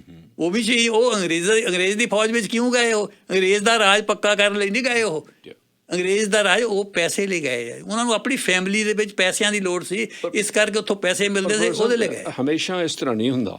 ਮੇਰੇ ਖਿਆਲ ਤੁਸੀਂ ਵੀ ਦੱਸਿਆ ਇੱਕ ਮੇਰੇ ਯਾਦ ਹੈ ਇੰਟਰਵਿਊ ਦੇ ਵਿੱਚ ਕਿ ਹਮੇਸ਼ਾ ਹੀ ਜਿਹੜੇ ਲੜਨ ਵਾਲੇ ਫੌਜੀ ਨੇ ਉਹ ਤਨਖਾਹ 'ਤੇ ਕੰਮ ਨਹੀਂ ਕਰਦੇ ਰਹੇ। ਬਹੁਤ ਸਾਰੇ ਲੋਕ ਆਪਣੇ ਜਜ਼ਬੇ ਤੋਂ ਪ੍ਰਭਾਵਿਤ ਹੋ ਕੇ ਹੱਕ ਸੱਚ ਦੀ ਕਮਾਈ ਲਈ, ਸੋਸ਼ਲ ਜਸਟਿਸ ਲਈ ਵੋਲੰਟਰੀ ਆਪਣੇ ਘੋੜਾ ਤੇ ਕਿਰਪਾਨ ਲੈ ਕੇ ਫੌਜਾਂ 'ਚ ਭਰਤੀ ਹੋਏ ਆ ਔਰ ਲੜਦੇ ਰਹੇ ਆ, ਸ਼ਹੀਦ ਹੋਏ ਆ, ਕੁਰਬਾਨੀ ਕਰਕੇ। ਇਹ ਉਸ ਸਮੇਂ ਦੀ ਗੱਲ ਹੈ ਥਿੰਨ ਸਾਹਿਬ, ਇਹ ਤੁਸੀਂ ਉਸ ਸਮੇਂ ਦੀ ਗੱਲ ਕਰ ਰਹੇ ਆ ਜਿਹੜੀ ਆਪਣੇ 18ਵੀਂ ਸਦੀ ਦੇ ਵਿੱਚ ਲੜਾਈਆਂ ਹੋਣੀਆਂ। ਜਿਹੜੇ ਬੰਦੇ ਵੋਲੰਟਰੀ ਕੰਮ ਕਰਦੇ ਆ ਨਾ ਜੀ, ਜਿਹੜੇ ਉਹ ਹੋਰ ਚੀਜ਼ ਹੈ। ਜਿਹੜੇ ਪੈਸੇ ਲੈ ਕੇ ਕੰਮ ਕਰਦੇ ਆ ਉਹ ਹੋਰ ਚੀਜ਼ ਹੈ ਜਾ ਕੇ। ਕੁਰਬਾਨੀ ਜਿਹੜੀ ਹੈ, ਸ਼ਹੀਦ ਹੋਣਾ ਕੁਰਬਾਨੀ ਆ, ਉਸ ਕੈਟਾਗਰੀ 'ਚ ਉਹ ਲੋਕ ਸੀ ਜਿਹੜੇ ਵੋਲੰਟਰੀ ਕੰਮ ਕਰਦੇ। ਉਹ ਵੋਲੰਟਰੀ, ਉਹ ਆਪਣੇ ਇਸ਼ਟ ਲਈ ਮਰੇ ਆ, ਉਹ ਆਪਣੇ ਫੇਥ ਲਈ ਮਰੇ ਆ, ਆਪਣੇ ਵਿਚਾਰਾਂ ਲਈ ਮਰੇ। ਹਾਂ, ਆਪਣਾ ਸ਼ਹੀਦੀ ਉਹਨੂੰ ਕਹਿੰਦੇ ਜਿਹੜਾ ਬੰਦਾ ਵਿਲਿੰਗਲੀ ਆਪਣੇ ਵਿਸ਼ਵਾਸਾਂ ਦੇ ਲਈ ਮਰਦਾ, ਉਹਨੂੰ ਅਸੀਂ ਕਹਿੰਦੇ। ਹੁਣ ਮੈਂ ਤੁਹਾਨੂੰ ਇੱਥੇ ਬਰਟਰਾਂਡ ਰਸਲ ਦੀ ਇੱਕ ਗੱਲ ਦੱਸਦਾ ਜੀ। ਉਹ ਕਹਿੰਦੇ, ਉਹਨਾਂ ਦਾ ਇੱਕ ਫਿਕਰਾ ਆ, ਉਹ ਕਹਿੰਦੇ I will not die for my beliefs, I will not die for my beliefs because I may be wrong or I may change my beliefs। ਸਹੀ ਗੱਲ ਆ। ਉਹ ਕਹਿੰਦੇ ਮੈਂ ਆਪਣੇ ਵਿਚਾਰਾਂ ਲਈ ਨਹੀਂ ਮਰੂੰਗਾ ਕਿਉਂਕਿ ਹੋ ਸਕਦਾ ਮੇਰੇ ਵਿਚਾਰ ਬਦਲ ਵੀ ਜਾਂਦੇ ਆ, ਜਾਂ ਹੋ ਸਕਦਾ ਮੇਰੇ ਵਿਚਾਰ ਗਲਤ ਹੋਣ। ਕਹਿੰਦੇ ਸੋ ਮੈਂ ਨਹੀਂ ਮਰਿਆ, ਮੈਂ ਜਿੰਦਾ ਰਹਿਣਾ ਚਾਹੁੰਦਾ। ਜਿੰਦਾ ਰਹਿ ਕੇ ਮੈਂ ਜੋ ਕਰ ਸਕਦਾ ਮੈਂ ਉਹ ਕਰੂੰਗਾ। ਮੈਂ ਇਸ ਕਿਸਮ ਦੇ ਵਿਚਾਰ ਵੀ ਲੋਕਾਂ ਦੇ ਹੈਗੇ ਆ। ਔਰ ਤੁਸੀਂ ਜੇ ਲੌਜਿਕ ਦੇ ਨਾਲ ਦੇਖੋ ਤਾਂ ਇਹ 'ਚ ਕੁਛ ਤੁਹਾਨੂੰ ਲੌਜਿਕ ਲੱਗਦਾ ਵੀ ਆ ਵੀ ਗੱਲ ਹੈਗੀ ਇਸ ਗੱਲ ਦੇ ਵਿੱਚ ਜਾ ਕੇ। ਇਹਦੇ 'ਚ ਫਿਰ ਸਭ ਗੱਲ ਇਹ ਵੀ ਹੈ ਵੀ ਪੱਛਮੀ ਸਭਿਅਤਾ ਦੇ ਵਿੱਚ ਨਾ ਇਹ ਗੱਲ ਜ਼ਿਆਦਾ ਪ੍ਰਚਲਿਤ ਹੈ। ਪੂਰਬੀ ਸਭਿਅਤਾ ਦੇ ਵਿੱਚ ਜਿਹੜੀ ਵਿਚਾਰ ਬਣ ਗਏ, ਜਿਹੜਾ ਇਰਾਦਾ ਧਾਰ ਲਿਆ, ਜਿਸ ਇਸ਼ਟ ਲਈ ਉਹ ਤੁਲ ਗਏ, ਉਸ ਤੋਂ ਬਾਅਦ ਫਿਰ ਉਹ ਥਿੰਨ ਸਾਹਿਬ ਤੁਸੀਂ ਦੇਖੋ ਇਹ ਤਾਂ ਤੁਸੀਂ ਇੱਥੇ ਤੱਕ ਜਾਂਦਾ, ਇਹ ਤੁਸੀਂ ਸ਼ੋਰ ਨਹੀਂ ਹੈ ਇਹਦੇ ਉੱਤੇ ਵੀ ਕੌਣ ਸ਼ਹੀਦ ਹੈ ਅਤੇ ਕੌਣ ਸ਼ਹੀਦ ਨਹੀਂ ਹੈ। ਹੁਣ ਮੈਂ ਦੇਖੋ ਹੁਣ ਤੱਕ ਇਹ ਆ, ਅਸੀਂ ਹੁਣ ਹਿੰਦੁਸਤਾਨ ਦੇ ਵਿੱਚ ਦੋ ਬੰਦੇ ਆ ਜਿਹੜੇ ਮੇਰਾ ਖਿਆਲ ਜਿਹਨਾਂ ਦਾ most honoured and most respected independent ਲਹਿਰ ਦੇ, ਇੱਕ ਮਹਾਤਮਾ ਗਾਂਧੀ, ਇੱਕ ਸ਼ਹੀਦ ਭਗਤ ਸਿੰਘ। ਠੀਕ ਹੈ ਨਾ ਜੀ। ਭਗਤ ਸਿੰਘ ਜਿਹੜਾ ਹੈਗੇ ਆ ਉਹ ਮੇਰਾ ਖਿਆਲ ਮੋਸਟ ਰਿਸਪੈਕਟਡ ਆਪਾਂ ਕਹਿ ਸਕਦੇ ਹਾਂ, ਜਿਨ੍ਹਾਂ ਨੂੰ ਸਮਝਿਆ ਜਾਂਦਾ। ਔਰ ਮਹਾਤਮਾ ਗਾਂਧੀ ਨੂੰ ਰਾਸ਼ਟਰ ਪਿਤਾ ਦਾ ਦਰਜਾ ਦਿੱਤਾ ਗਿਆ। ਹੁਣ ਕੀ ਹੋ ਰਿਹਾ ਜਾ ਕੇ, ਹੁਣ ਗੋਡਸੇ ਦਾ ਮੰਦਿਰ ਬਣਨ ਲੱਗਾ। ਗੋਡਸੇ ਨੇ ਉਹਨੂੰ ਮਾਰਿਆ ਸੀਗਾ ਨਾ ਜੀ, ਹੁਣ ਇਹ ਮੂਵ ਚੱਲ ਰਹੀ ਹੈ ਵੀ ਗੋਡਸੇ ਸ਼ਹੀਦ ਸੀਗਾ, ਉਹ ਸ਼ਹੀਦ ਨਹੀਂ ਹੈ। ਕਿਉਂ? ਗੋਡਸੇ ਵਾਂਗ ਸੋਚਣ ਵਾਲੇ ਵੀ ਬੰਦੇ ਹੈਗੇ ਆ, ਮਹਾਤਮਾ ਗਾਂਧੀ ਵਾਂਗ ਸੋਚਣ ਵਾਲੇ ਬੰਦੇ ਵੀ ਹੈਗੇ ਆ ਜਾ ਕੇ। ਉਹ ਸ਼ਹੀਦ ਕੌਣ ਹੋ ਤੁਹਾਡਾ? ਜਿਹੜਾ ਬੰਦਾ ਤੁਹਾਡੀ ਵਰਗੀ ਸੋਚ ਦੇ ਲਈ ਮਰਦਾ, ਤੁਸੀਂ ਉਹਨੂੰ ਸ਼ਹੀਦ ਸਮਝਦੇ ਆ। ਜਿੱਦਾਂ ਤੁਸੀਂ ਸੋਚਦੇ ਆ ਉੱਦਾਂ ਸੋਚਣ ਵਾਲਾ ਬੰਦਾ ਜੇ ਉਹਦੇ ਲਈ ਕੁਰਬਾਨੀ ਦੇ ਦਿੰਦਾ, ਉਹ ਸ਼ਹੀਦ ਹੋ ਜਾਂਦਾ। ਦੂਜੇ ਲਈ ਨਹੀਂ ਹੈ ਉਹ ਸ਼ਹੀਦ। ਹੁਣ ਮੈਂ ਤੁਹਾਨੂੰ ਦੱਸਦਾ ਭਗਤ ਸਿੰਘ ਉਹਨਾਂ ਦੀ ਗੱਲ ਦੱਸਦਾ ਜੀ। ਹੁਣ ਭਗਤ ਸਿੰਘ ਜਿਹੜੀ ਮੋਸਟ ਰਿਸਪੈਕਟਡ ਆ, ਔਰ ਜਿੱਦਾਂ ਕਹਿ ਲਓ ਮੈਂ ਵੀ ਬਾਕੀ ਦਾ ਕਿ ਮੈਂ ਵੀ ਉਹਨਾਂ ਦਾ ਫੈਨ ਹੈ ਬੜਾ ਜਾ ਕੇ। ਹੁਣ ਭਗਤ ਸਿੰਘ ਇੱਕ ਸ਼ਹੀਦ ਸੀਗਾ, ਠੀਕ ਹੈ ਨਾ, ਪਰ ਹੁਣ ਜਿਹੜਾ 21 ਸਾਲਾਂ ਦਾ ਪਹਿਲੀ ਜੋਬ ਦੇ ਉੱਤੇ ਸਾਂਡਰਸ ਮਾਰਿਆ ਗਿਆ, ਉਹਦੀ ਮਾਂ ਦੇ ਲਈ ਉਹ ਸ਼ਹੀਦ ਨਹੀਂ ਸੀ ਹੈ। ਹੀ ਵਾਜ਼ ਨਾਟ ਸ਼ਹੀਦ। ਸਾਂਡਰਸ 21 ਸਾਲ ਦੀ ਉਮਰ ਸੀ ਜਿਸ ਵੇਲੇ ਉਹਨੂੰ ਪਹਿਲੀ ਪੋਸਟਿੰਗ ਦੇ ਵਿੱਚ ਉਹ ਮਾਰਿਆ ਗਿਆ ਜਾ ਕੇ। ਉਹਦੀ ਮਾਂ ਦੇ ਲਈ ਤਾਂ ਖੂਨੀ ਹਥਿਆਰਾ ਸੀ। ਜਿਹਨੂੰ ਉਹਦੇ ਬੇਗਨਾ ਪੁੱਤਰ ਨੂੰ, ਬਾਕੀ ਉਹਦੇ ਮੁਤਾਬਕ ਤਾਂ ਉਹ ਬੇਗਨਾ ਸੀ, ਬੇਗਨਾ ਪੁੱਤਰ ਨੂੰ ਮਾਰਿਆ ਗਿਆ। ਸੋ ਇਹ ਹਰ ਚੀਜ਼ ਉਸ ਤਰ੍ਹਾਂ ਜਿਹੜਾ ਬੰਦਾ ਜਿੱਦਾਂ ਤੁਸੀਂ ਸੋਚਦੇ ਆ ਜਿਹੜਾ ਹੁੰਦਾ। ਹੁਣ ਜੇ ਤੁਸੀਂ ਜਿਹੜਾ ਤੁਹਾਡਾ ਧਰਮ ਹੈ, ਜੇ ਤੁਸੀਂ ਉਹਦੇ ਲਈ ਮਰਦੇ ਆ, ਤੁਸੀਂ ਸ਼ਹੀਦ ਆ। ਜੇ ਤੁਸੀਂ ਉਹਨੂੰ ਰੋਕਣ ਲਈ ਮਾਰੇ, ਤੁਸੀਂ ਗੱਦਾਰ ਆ, ਫਿਰ ਤੁਸੀਂ ਮਾਰੋ, ਤੁਹਾਨੂੰ ਦੂਜੀ ਤਰ੍ਹਾਂ ਕਰਨਾ ਜਾ ਕੇ। ਸੋ ਇੱਦਾਂ ਜਿਹੜੀ ਇਹ ਤੁਸੀਂ ਸ਼ਹੀਦ ਔਰ ਗੱਦਾਰ ਦੇ ਵਿੱਚ ਜਿਹੜਾ ਫਰਕ ਪਾਉਣਾ, ਇਹ ਮੇਰੇ ਖਿਆਲ ਦੇ ਵਿੱਚ ਤੁਹਾਡੀ ਆਪਣੀ ਸੋਚ ਤੇ ਇਹ ਵੀ ਕਈ ਵਾਰ ਹੋ ਜਾਂਦਾ ਵੀ ਪਹਿਲਾਂ ਤੁਸੀਂ ਉਹਨੂੰ ਸ਼ਹੀਦ ਸਮਝਦੇ ਆ, ਮਗਰ ਉਹ 20 ਸਾਲੀ ਜਾ ਕੇ ਤੁਹਾਨੂੰ ਲੱਗਣ ਲੱਗ ਪੈਂਦਾ ਵੀ ਇਹ ਤਾਂ ਬੰਦਾ ਗੱਦਾਰ ਸੀਗਾ। 80% ਮੈਂ ਤੁਹਾਨੂੰ ਇੱਕ ਜ਼ਿੰਦਾ ਗੱਲ ਦੱਸਦਾ ਇੱਥੋਂ। ਸਾਡੀ ਨਿਊਟਨ ਦੀ ਰੋਟਰੀ ਕਲੱਬ ਵੱਲੋਂ ਅਸੀਂ ਕਿਹਾ ਸੀ ਸ਼ਹੀਦ ਭਗਤ ਸਿੰਘ ਨੇ ਕੁਰਬਾਨੀ ਕੀਤੀ ਆ ਦੇਸ਼ ਲਈ, ਫਾਂਸੀ ਚੜ੍ਹ ਗਿਆ ਆਜ਼ਾਦੀ ਲਈ। ਅਸੀਂ ਉਹਦਾ ਬੁੱਤ ਲਾਉਣਾ ਚਾਹੁੰਦੇ ਹਾਂ ਬੇਅਰ ਕ੍ਰੀਕ ਪਾਰਕ ਦੇ ਵਿੱਚ। ਸਿਟੀ ਨੂੰ ਅਪਲਾਈ ਕੀਤਾ, ਸ਼ਿਵਰਾਜ ਉਹਨਾਂ ਦਾ ਯਾਦ ਹੋਣਾ, ਉਹਨਾਂ ਦੀ ਚਿੱਠੀ ਆਈ ਤਹਿਕੀਕਾਤ ਕਰਨ ਤੋਂ ਪਿੱਛੋਂ। ਉਹਨਾਂ ਨੇ ਜਦੋਂ ਸਾਰਾ ਸੋਚਿਆ, ਪਹਿਲਾਂ ਤਾਂ ਪੁੱਛਿਆ ਕਿਹੜਾ ਮਟੀਰੀਅਲ ਲਾਓਗੇ, ਇਹ ਉਹ। ਅਸੀਂ ਕਿਹਾ ਮਟੀਰੀਅਲ ਤੁਸੀਂ ਦੱਸੋ, ਕੁਛ ਤਾਂ ਸੋਨੇ ਦਾ ਬਣਾ ਦਿਆਂਗੇ। ਬਾਅਦ 'ਚ ਉਹਨਾਂ ਨੇ ਚਿੱਠੀ ਜਿਹੜੀ ਲਿਖੀ, ਉਹ ਕਹਿੰਦੇ ਵੀ ਨਹੀਂ, ਇਹਦੇ 'ਤੇ ਨਹੀਂ, ਅਸੀਂ ਇਹ ਬੁੱਤ ਨਹੀਂ ਅਸੀਂ ਲਾਉਣ ਦੇ ਸਕਦੇ, ਕਿਉਂਕਿ ਇਹ ਤਾਂ ਟੈਰਰਿਸਟ ਸੀ। ਉਹਨਾਂ ਦੇ ਹਿਸਾਬ ਨਾਲ ਉਹਨਾਂ ਨੇ ਗੂਗਲ ਕੀਤਾ, ਉਹਨਾਂ ਨੇ ਦੇਖਿਆ, ਸਾਰੀ ਤਫਤੀਸ਼ ਕੀਤੀ ਵੀ ਇਹ ਬੁੱਤ ਲੱਗਣਾ, ਕਿਹਦਾ ਬੁੱਤ ਲੱਗਣਾ, ਕੌਣ ਵਿਅਕਤੀ ਹੋਏਗਾ, ਕੌਣ ਸੀ, ਉਹਦੀ ਬੈਕਗਰਾਊਂਡ ਕੀ ਆ। ਹਾਂਜੀ। ਔਰ ਉਸ ਤੋਂ ਬਾਅਦ ਉਹ ਗੱਲ ਜਿਹੜੀ ਆ ਸਿਰੇ ਨਹੀਂ ਚੜ੍ਹ ਸਕੀ। ਹੁਣ ਇਸ ਤਰ੍ਹਾਂ ਜਿਹੜੀ ਪੱਛਮ ਦੇ ਲੋਕ ਨੇ ਉਹ ਜਾਂ ਹੋਰ ਤਾਂ ਆਪਣੇ ਆਪਣੇ ਐਂਗਲ ਤੋਂ ਜਾ। ਚਲੋ ਹੁਣ ਆਪਾਂ ਥੋੜ੍ਹਾ ਜਿਹਾ ਇਹਨੂੰ ਵਾਈਂਡ ਅਪ ਕਰ ਲਈਏ। ਮੇਰੇ ਮੁਤਾਬਕ ਜੇ ਮੈਨੂੰ ਤੁਸੀਂ ਪੁੱਛੋ, ਮੇਰੇ ਮੁਤਾਬਕ ਜਿਹੜੇ ਬੰਦੇ ਆ ਮਹਾਨ ਜਿਹਨੇ ਕੁਰਬਾਨੀਆਂ ਕੀਤੀਆਂ ਨੇ, ਪਹਿਲੀ ਤਾਂ ਉਹ ਆ ਬੰਦੇ ਜਾ ਕੇ ਮੇਰੇ ਆਪਾਂ ਇੱਕ ਵਾਰ ਕੀਤੀ ਸੀ ਵੀ ਕਿਡਨੀ ਡੋਨਰ ਜਿਹੜੇ ਤੇ ਹੈਗੇ, ਆਪਣੇ ਸਰੀਰ ਦਾ ਇੱਕ ਹਿੱਸਾ ਕੱਢ ਕੇ ਦੂਜੇ ਦੀ ਜਾਨ ਬਚਾ ਦੇਣੀ, ਔਰ ਜਾਨ ਵੀ ਉਹਦੀ ਬਚਾ ਦੇਣੀ ਜਿਹਨੂੰ ਤੁਸੀਂ ਜਾਣਦੇ ਵੀ ਨਹੀਂ। ਇਹ ਮਿਸਾਲਾਂ ਵੀ ਹੈ। ਆਸਟ੍ਰੇਲੀਆ ਦੇ ਵਿੱਚ ਇੱਕ ਕੇਸ ਹੋਇਆ, ਬੰਦਾ ਆਇਆ ਹਸਪਤਾਲ ਦੇ ਵਿੱਚ, ਕਿਡਨੀ ਡੋਨੇਟ ਕੀਤੀ। ਉਹ ਕਹਿੰਦਾ ਨਾ ਮੈਨੂੰ ਇਹ ਦੱਸਿਓ ਵੀ ਕਿਹਨੂੰ ਤੁਸੀਂ ਦੇਣੀ ਆ, ਨਾ ਉਹਨੂੰ ਦੱਸਿਓ ਕੌਣ ਦੇ ਕੇ ਗਿਆ, ਕਿਡਨੀ ਦੇ ਕੇ ਚਲੇ ਗਏ ਜਾ ਕੇ। ਉਹ ਜਿਹੜੇ ਬੰਦੇ ਉਹ ਕੁਰਬਾਨੀ ਆ, ਉਹਦੇ ਵਿੱਚ ਨਹੀਂ ਕੋਈ ਕੁਛ ਵੀ ਇਨਵੋਲਵ, ਸਿੱਧੀ ਉਸ ਬੰਦੇ ਦੀ ਜਿਹੜੀ ਹੈਗੀ ਆ ਕੁਰਬਾਨੀ ਹੈਗੀ ਆ।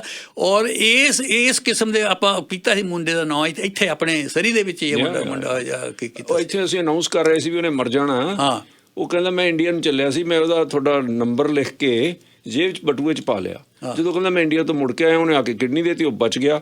ਲਾਲ ਜਗੱਤੇ ਵਰਗਾ ਉਹਦਾ ਮੂੰਹ ਹੋ ਗਿਆ, ਪੀਲਾ ਪਿਆ ਸੀ। ਫਿਰ ਉਹ ਦੋਨੇ ਜਣੇ ਸੀ ਸੱਦੇ। ਉਹ ਕਹਿੰਦਾ ਮੈਂ ਨਹੀਂ ਸੀ ਇਹਨੂੰ ਜਾਣਦਾ, ਮੈਂ ਤਾਂ ਤੁਹਾਡਾ ਸੁਣਦਾ ਜਾਂਦਾ ਸੀ, ਮੈਂ ਲਿਖ ਲਿਆ ਵੀ ਯਾਰ ਇਹਨੂੰ ਕਿਡਨੀ ਦੇਣੀ ਹੈ। ਹੁਣ ਇਹ ਕੁਰਬਾਨੀ, ਇਹਨੂੰ ਆਪਾਂ ਕੁਰਬਾਨੀ ਕਹਿੰਦੇ ਜਿਹਦਾ ਸਵਾਰਥ ਤੋਂ ਬਿਨਾਂ ਕੋਈ ਸਵਾਰਥ ਨਾ ਸੀ। ਸੋ ਇੱਕ ਤਾਂ ਮੇਰੇ ਹਿਸਾਬ ਨਾਲ ਇਹ ਹੈ। ਦੂਜੇ ਮੇਰੇ ਹਿਸਾਬ ਦੇ ਨਾਲ ਆ ਵੀ ਜਿਹੜੇ ਬੰਦੇ ਸਾਰੇ ਹੀ ਜਣੇ ਆਪਣੇ ਬੱਚਿਆਂ ਨੂੰ ਪਾਲ ਰਹੇ ਆ, ਆਪਣੇ ਨੂੰ ਕਰ ਰਹੇ, ਇਹ ਕੁਰਬਾਨੀ ਆ। ਥੈਨ ਸਾਹਿਬ ਇਹਨੂੰ ਇੱਦਾਂ ਨਾ ਸਮਝਿਆ ਜਾਵੇ ਵੀ ਕੁਰਬਾ ਪਰ ਕਰੀ ਜਾਓ। ਇਸੇ ਚੀਜ਼ ਨੇ ਸਮਾਜ ਨੂੰ ਅੱਗੇ ਲਿਜਾਣਾ।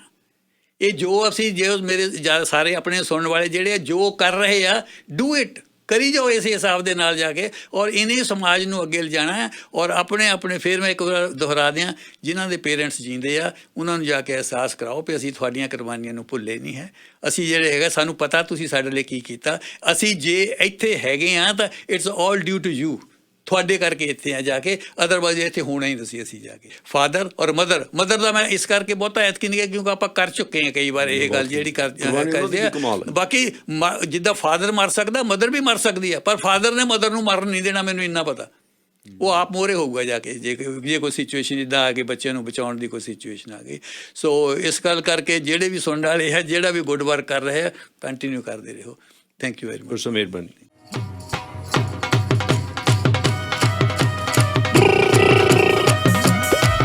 ਚੱਕ ਦਿਓ ਮੁੰਡਿਆ।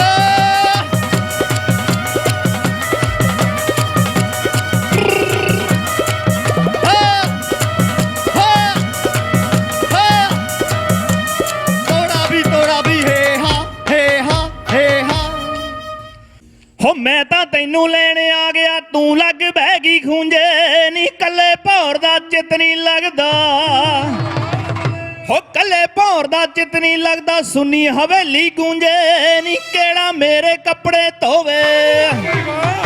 ਹੋ ਕਿਹੜਾ ਮੇਰੇ ਕੱਪੜੇ ਧੋਵੇ, ਕੌਣ ਆਂਗਣ ਨੂੰ ਹੁੰਜੇ ਨਹੀਂ ਲੈ ਕੇ ਜਾਊਂਗਾ, ਮੋਤੀ ਬਾਗ ਦੀ ਕੂੰਜੇ ਨਹੀਂ ਲੈ ਕੇ ਜਾਊਂਗਾ, ਮੋਤੀ ਬਾਗ ਦੀ ਕੂੰਜੇ ਨਹੀਂ ਲੈ ਕੇ ਜਾਊਂਗਾ, ਮੋਤੀ ਬਾਗ ਦੀ ਕੂੰਜੇ ਮੋਤੀ ਬਾਗ ਦੀ ਕੂੰਜੇ ਨਹੀਂ ਲੈ ਕੇ ਜਾਊਂਗਾ, ਮੋਤੀ ਬਾਗ ਦੀ ਕੂੰਜੇ ਨਹੀਂ ਲੈ ਕੇ ਜਾਊਂਗਾ। ਤੋੜਾ ਵੀ ਹੈ ਹਾ ਏ ਹਾ ਏ ਹਾ। ਉਹ ਤਿੱਖਾ ਤੇਰਾ ਨੱਕ ਨੀ ਕੁੜੀਏ, ਤੇ ਕੋਕਾ ਏ ਨਗ ਵਾਲਾ ਨੀ, ਗੋਰਾ ਰੰਗ ਮੱਖਣ ਦਾ ਪੇੜਾ। ਹੋ ਗੋਰਾ ਰੰਗ ਮੱਖਣ ਦਾ ਪੇੜਾ, ਤੇ ਸੂਟ ਪਾਉਂਦੀ ਕਾਲਾ ਨੀ, ਸੋਨੇ ਤੇ ਸੁਹਾਗਾ ਬਲੀਏ। ਹੋ ਸੋਨੇ ਤੇ ਸੁਹਾਗਾ ਬਲੀਏ, ਆ ਗਲ ਤੇ ਤਿਲ ਜੋ ਕਾਲਾ ਪੜਤਾ ਤਾਰੋਂ ਨੇ, ਮੁੰਡਾ ਤਵੀਤਾ ਵਾਲਾ ਪੜਤਾ ਤਾਰੋਂ ਨੇ, ਮੁੰਡਾ ਤਵੀਤਾ ਵਾਲਾ ਪੜਤਾ ਤਾਰੋਂ ਨੇ, ਮੁੰਡਾ ਤਵੀਤਾ ਵਾਲਾ ਪੜਤਾ ਤਾਰੋਂ ਨੇ, ਮੁੰਡਾ ਤਵੀਤਾ ਵਾਲਾ ਹੀ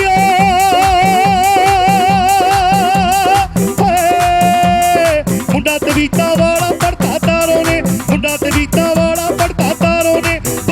ਤੋੜਾ ਵੀ ਏ ਹਾ ਏ ਹਾ ਏ ਹਾ। ਹੋ ਸ਼ਿਵਰਾਜ ਘੁੰਮਣ ਦਾ ਆਇਆ ਸੁਨੇਹਾ, ਢੱਟ ਨੇ ਕੋਲਮ ਲਾਈ ਬਈ, ਅਵੀ ਔਜਲੇ ਦੇ ਘਰ ਇਕੱਠੇ ਹੋ ਕੇ। ਓਏ ਅਵੀ ਔਜਲੇ ਦੇ ਘਰ ਇਕੱਠੇ ਹੋ ਕੇ ਬਾਬਾ ਪ੍ਰੈਕਟਿਸ ਲਾਈ ਬਈ, ਰੈਡ ਐਫਐਮ ਆਈਡੀਅਲ ਤੇ ਆ ਕੇ ਪਾਈਆਂ ਬੋਲੀਆਂ। ਹੋ ਰੈਡ ਐਫਐਮ ਆਈਡੀਅਲ ਤੇ ਆ ਕੇ ਪਾਈਆਂ ਬੋਲੀਆਂ, ਵੇਖਣ ਮਾਈ ਭਾਈ ਕਿਰਪਾ ਸਤਿਗੁਰ ਦੀ, ਭਾਵਾ ਰੌਣਕ ਲਾਈ ਕਿਰਪਾ ਸਤਿਗੁਰ ਦੀ, ਭਾਵਾ ਰੌਣਕ ਲਾਈ ਕਿਰਪਾ ਸਤਿਗੁਰ ਦੀ, ਭਾਵਾ ਰੌਣਕ ਲਾਈ ਕਿਰਪਾ ਸਤਿਗੁਰ ਦੀ, ਭਾਵਾ ਰੌਣਕ ਲਾਈ ਕਿਰਪਾ ਸਤਿਗੁਰ ਦੀ, ਭਾਵਾ ਰੌਣਕ ਲਾਈ ਕਿਰਪਾ ਸਤਿਗੁਰ ਦੀ। ਤੋੜਾ ਵੀ ਹੈ ਹਾ ਏ ਹਾ ਏ ਹਾ। ਉਹ ਮੁਕਤਸਰ ਮਾਗੀ ਮੇਲਾ ਲੱਗਦਾ, ਜੋ ਭੂਟਾਂ ਦਾ ਖਾੜਾ ਬਈ, ਦੂਰ ਦੂਰ ਤੋਂ ਗੱਭਰੂ ਆਉਂਦੇ। ਹੋ ਦੂਰ ਦੂਰ ਤੋਂ ਗੱਭਰੂ ਆਉਂਦੇ, ਤੇ ਜਿੱਥੇ ਮੁਲਕ ਜੁੜੀਂਦਾ ਭਾਰਾ ਬਈ, ਨਾਲ ਸ਼ੌਂਕ ਦੇ ਘੋੜੇ ਲਿਆਉਂਦੇ। ਹੋ ਨਾਲ ਸ਼ੌਂਕ ਦੇ ਘੋੜੇ ਲਿਆਉਂਦੇ, ਨੁਕਰਾ ਸਿੰਧੀ ਕਾਲਾ ਭਾਗ ਸਿਓ ਨੂੰ ਵਿਸ਼ਨੀ ਕਹਿੰਦੀ। ਮਖਮਲ ਵਰਗਿਆ ਯਾਰਾ ਵੇ ਮੈਂ ਤੇਰੀਆਂ, ਤੇਰੀਆਂ ਸਰਦਾਰਾ ਵੇ ਮੈਂ ਤੇਰੀਆਂ, ਤੇਰੀਆਂ ਸਰਦਾਰਾ ਵੇ ਮੈਂ ਤੇਰੀਆਂ, ਤੇਰੀਆਂ ਸਰਦਾਰਾ ਵੇ ਮੈਂ ਤੇਰੀਆਂ, ਤੇਰੀਆਂ ਸਰਦਾਰਾ ਵੇ ਮੈਂ ਤੇਰੀਆਂ।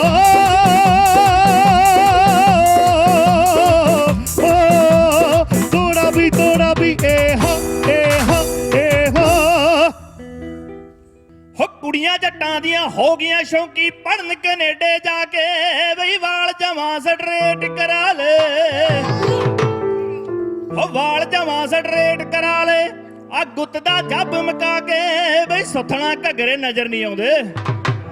ਹੋ ਸੁੱਥਣਾ ਘੱਗਰੇ ਨਜ਼ਰ ਨਹੀਂ ਆਉਂਦੇ, ਫਿਰ ਨਿਕੈਪਰੀ ਪਾ ਕੇ ਚੋਬਰ ਚੋਟੀ ਦੇ, ਸੁੱਟਣ ਨਿਸ਼ਾਨੇ ਲਾ ਕੇ ਚੋਬਰ ਚੋਟੀ ਦੇ, ਸੁੱਟਣ ਨਿਸ਼ਾਨੇ ਲਾ ਕੇ ਚੋਬਰ ਚੋਟੀ ਦੇ, ਸੁੱਟਣ ਨਿਸ਼ਾਨੇ ਲਾ ਕੇ ਚੋਬਰ ਚੋਟੀ ਦੇ। ਮੋੜਾ ਵੀ ਏ ਹਾ ਏ ਹਾ। ਹੋ ਸਰੀ ਸ਼ਹਿਰ ਦੇ ਮੁੰਡੇ ਵੇਖ ਲਓ ਬਈ, ਕਾਰਾਂ ਰੱਖਦੇ ਖਰੀਆਂ ਬਈ, ਵੱਡੀ ਬੋਡੀ ਛੋਟੇ ਇੰਜਣ, ਪਰ ਕਿਸੇ ਕੋਲ ਹੋ ਛੋਟੀ ਬੋਡੀ ਵੱਡੇ ਇੰਜਣ। ਮਾਮਾ ਫਿਕਰੀ ਜੜੀਆਂ ਬਈ, ਅੱਧੀ ਰਾਤ ਤੱਕ ਘਰ ਨਹੀਂ ਬਣਦੇ, ਅੱਧੀ ਰਾਤ ਤੱਕ ਘਰ ਨਹੀਂ ਬਣਦੇ।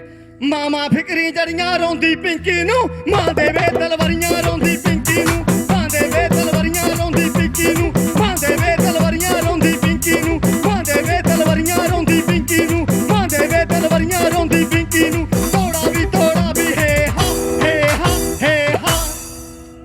ਓਏ ਅਜਲਾ ਤੋਂ ਗੱਲ ਚੱਲਦੀ ਆਈ ਅੱਜ ਵੀ ਦੁਨੀਆ ਕਹਿੰਦੀ ਵੇ ਨਾਲ ਸਮੇਂ ਦੇ ਚੜ੍ਹਦੀ ਗੁੱਡੀ ਹੋ ਨਾਲ ਸਮੇਂ ਦੇ ਚੜ੍ਹਦੀ ਗੁੱਡੀ ਨਾਲ ਸਮੇਂ ਦੇ ਲੈਂਦੀ ਵੇ ਤੇਰੀਆਂ ਰਾਹਾਂ ਤੱਕਦੀ ਰਹਿੰਦੀ ਹੋ ਤੇਰੀਆਂ ਰਾਹਾਂ ਤੱਕਦੀ ਰਹਿੰਦੀ ਰੋਜ਼ ਮੈਂ ਉੱਠਦੀ ਪੈਂਦੀ ਬਾਜੋਂ ਸੱਜਣਾ ਦੇ ਕਿਸਕਾ ਮਲਾਈ ਮੰਦੀ ਬਾਜੋਂ ਸੱਜਣਾ ਦੇ ਕਿਸਕਾ ਮਲਾਈ ਮੰਦੀ ਬਾਜੋਂ ਸੱਜਣਾ ਦੇ ਕਿਸਕਾ ਮਲਾਈ ਮੰਦੀ ਬਾਜੋਂ ਸੱਜਣਾ ਦੇ ਕਿਸਕਾ ਮਲਾਈ ਮੰਦੀ ਬਾਜੋਂ ਸੱਜਣਾ ਦੇ ਕਿਸਕਾ ਮਲਾਈ ਮੰਦੀ ਬਾਜੋਂ ਸੱਜਣਾ ਦੇ ਕਿਸਕਾ ਮਲਾਈ ਮੰਦੀ ਬਾਜੋਂ ਸੱਜਣਾ ਦੇ ਤੋੜਾ ਵੀ ਹੇ ਹਾਂ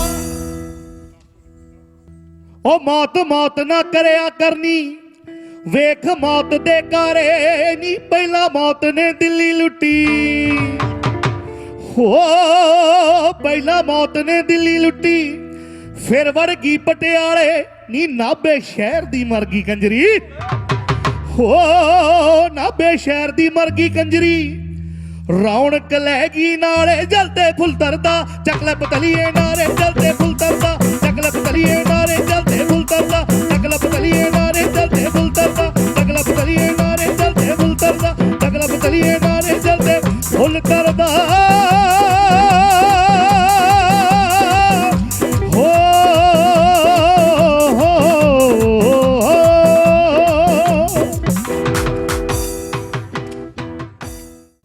ਦੁੱਖ ਸੁੱਖ ਜ਼ਿੰਦਗੀ ਦਾ ਹਿੱਸਾ ਹਨ। ਕਦੇ ਧੁੱਪ ਕਦੇ ਛਾਂ, ਕਦੇ ਦੁੱਖ ਕਦੇ ਸੁੱਖ। ਕਦੋਂ ਖੁਸ਼ੀਆਂ ਦੇ ਵਿੱਚ ਗਮੀਆਂ ਦਾ ਪਹਾੜ ਟੁੱਟ ਪੈਂਦਾ ਹੈ ਤੇ ਕਦੋਂ ਰੋਂਦੇ ਰੋਂਦੇ ਚਿਹਰੇ ਨੂੰ ਖੁਸ਼ੀ ਮਿਲ ਜਾਣੀ ਹੈ, ਕੋਈ ਪਤਾ ਨਹੀਂ। ਸਾਨੂੰ ਆਪਣੀਆਂ ਖੁਸ਼ੀਆਂ ਦੇ ਵਿੱਚ ਦੁਖੀ ਲੋਕਾਂ ਦੇ ਦੁੱਖ ਵੰਡਾਉਣ ਦੀ ਵੀ ਕੋਸ਼ਿਸ਼ ਕਰਨੀ ਚਾਹੀਦੀ ਹੈ। ਗੱਲ ਕਰਕੇ ਵੀ ਦੁੱਖ ਵੰਡਾਇਆ ਜਾ ਸਕਦਾ ਹੈ।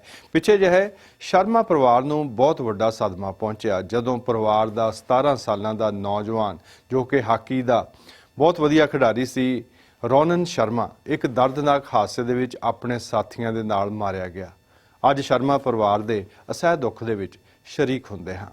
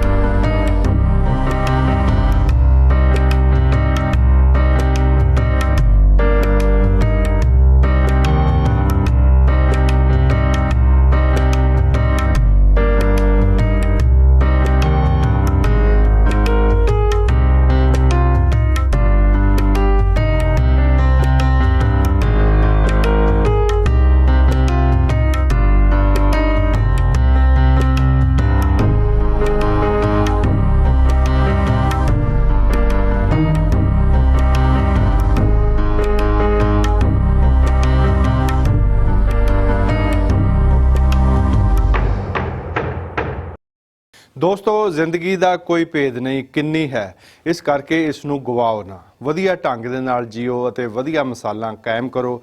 ਆਪਣੀਆਂ ਆਉਣ ਵਾਲੀਆਂ ਪੁਸ਼ਤਾਂ ਲਈ ਵਧੀਆ ਸਮਾਜ ਸਿਰਜੀਏ।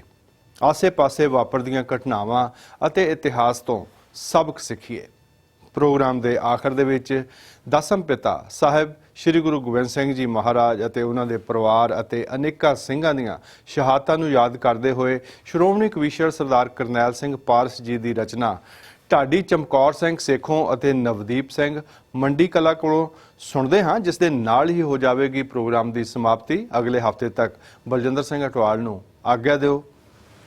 ਸਤਿ ਸ੍ਰੀ ਅਕਾਲ।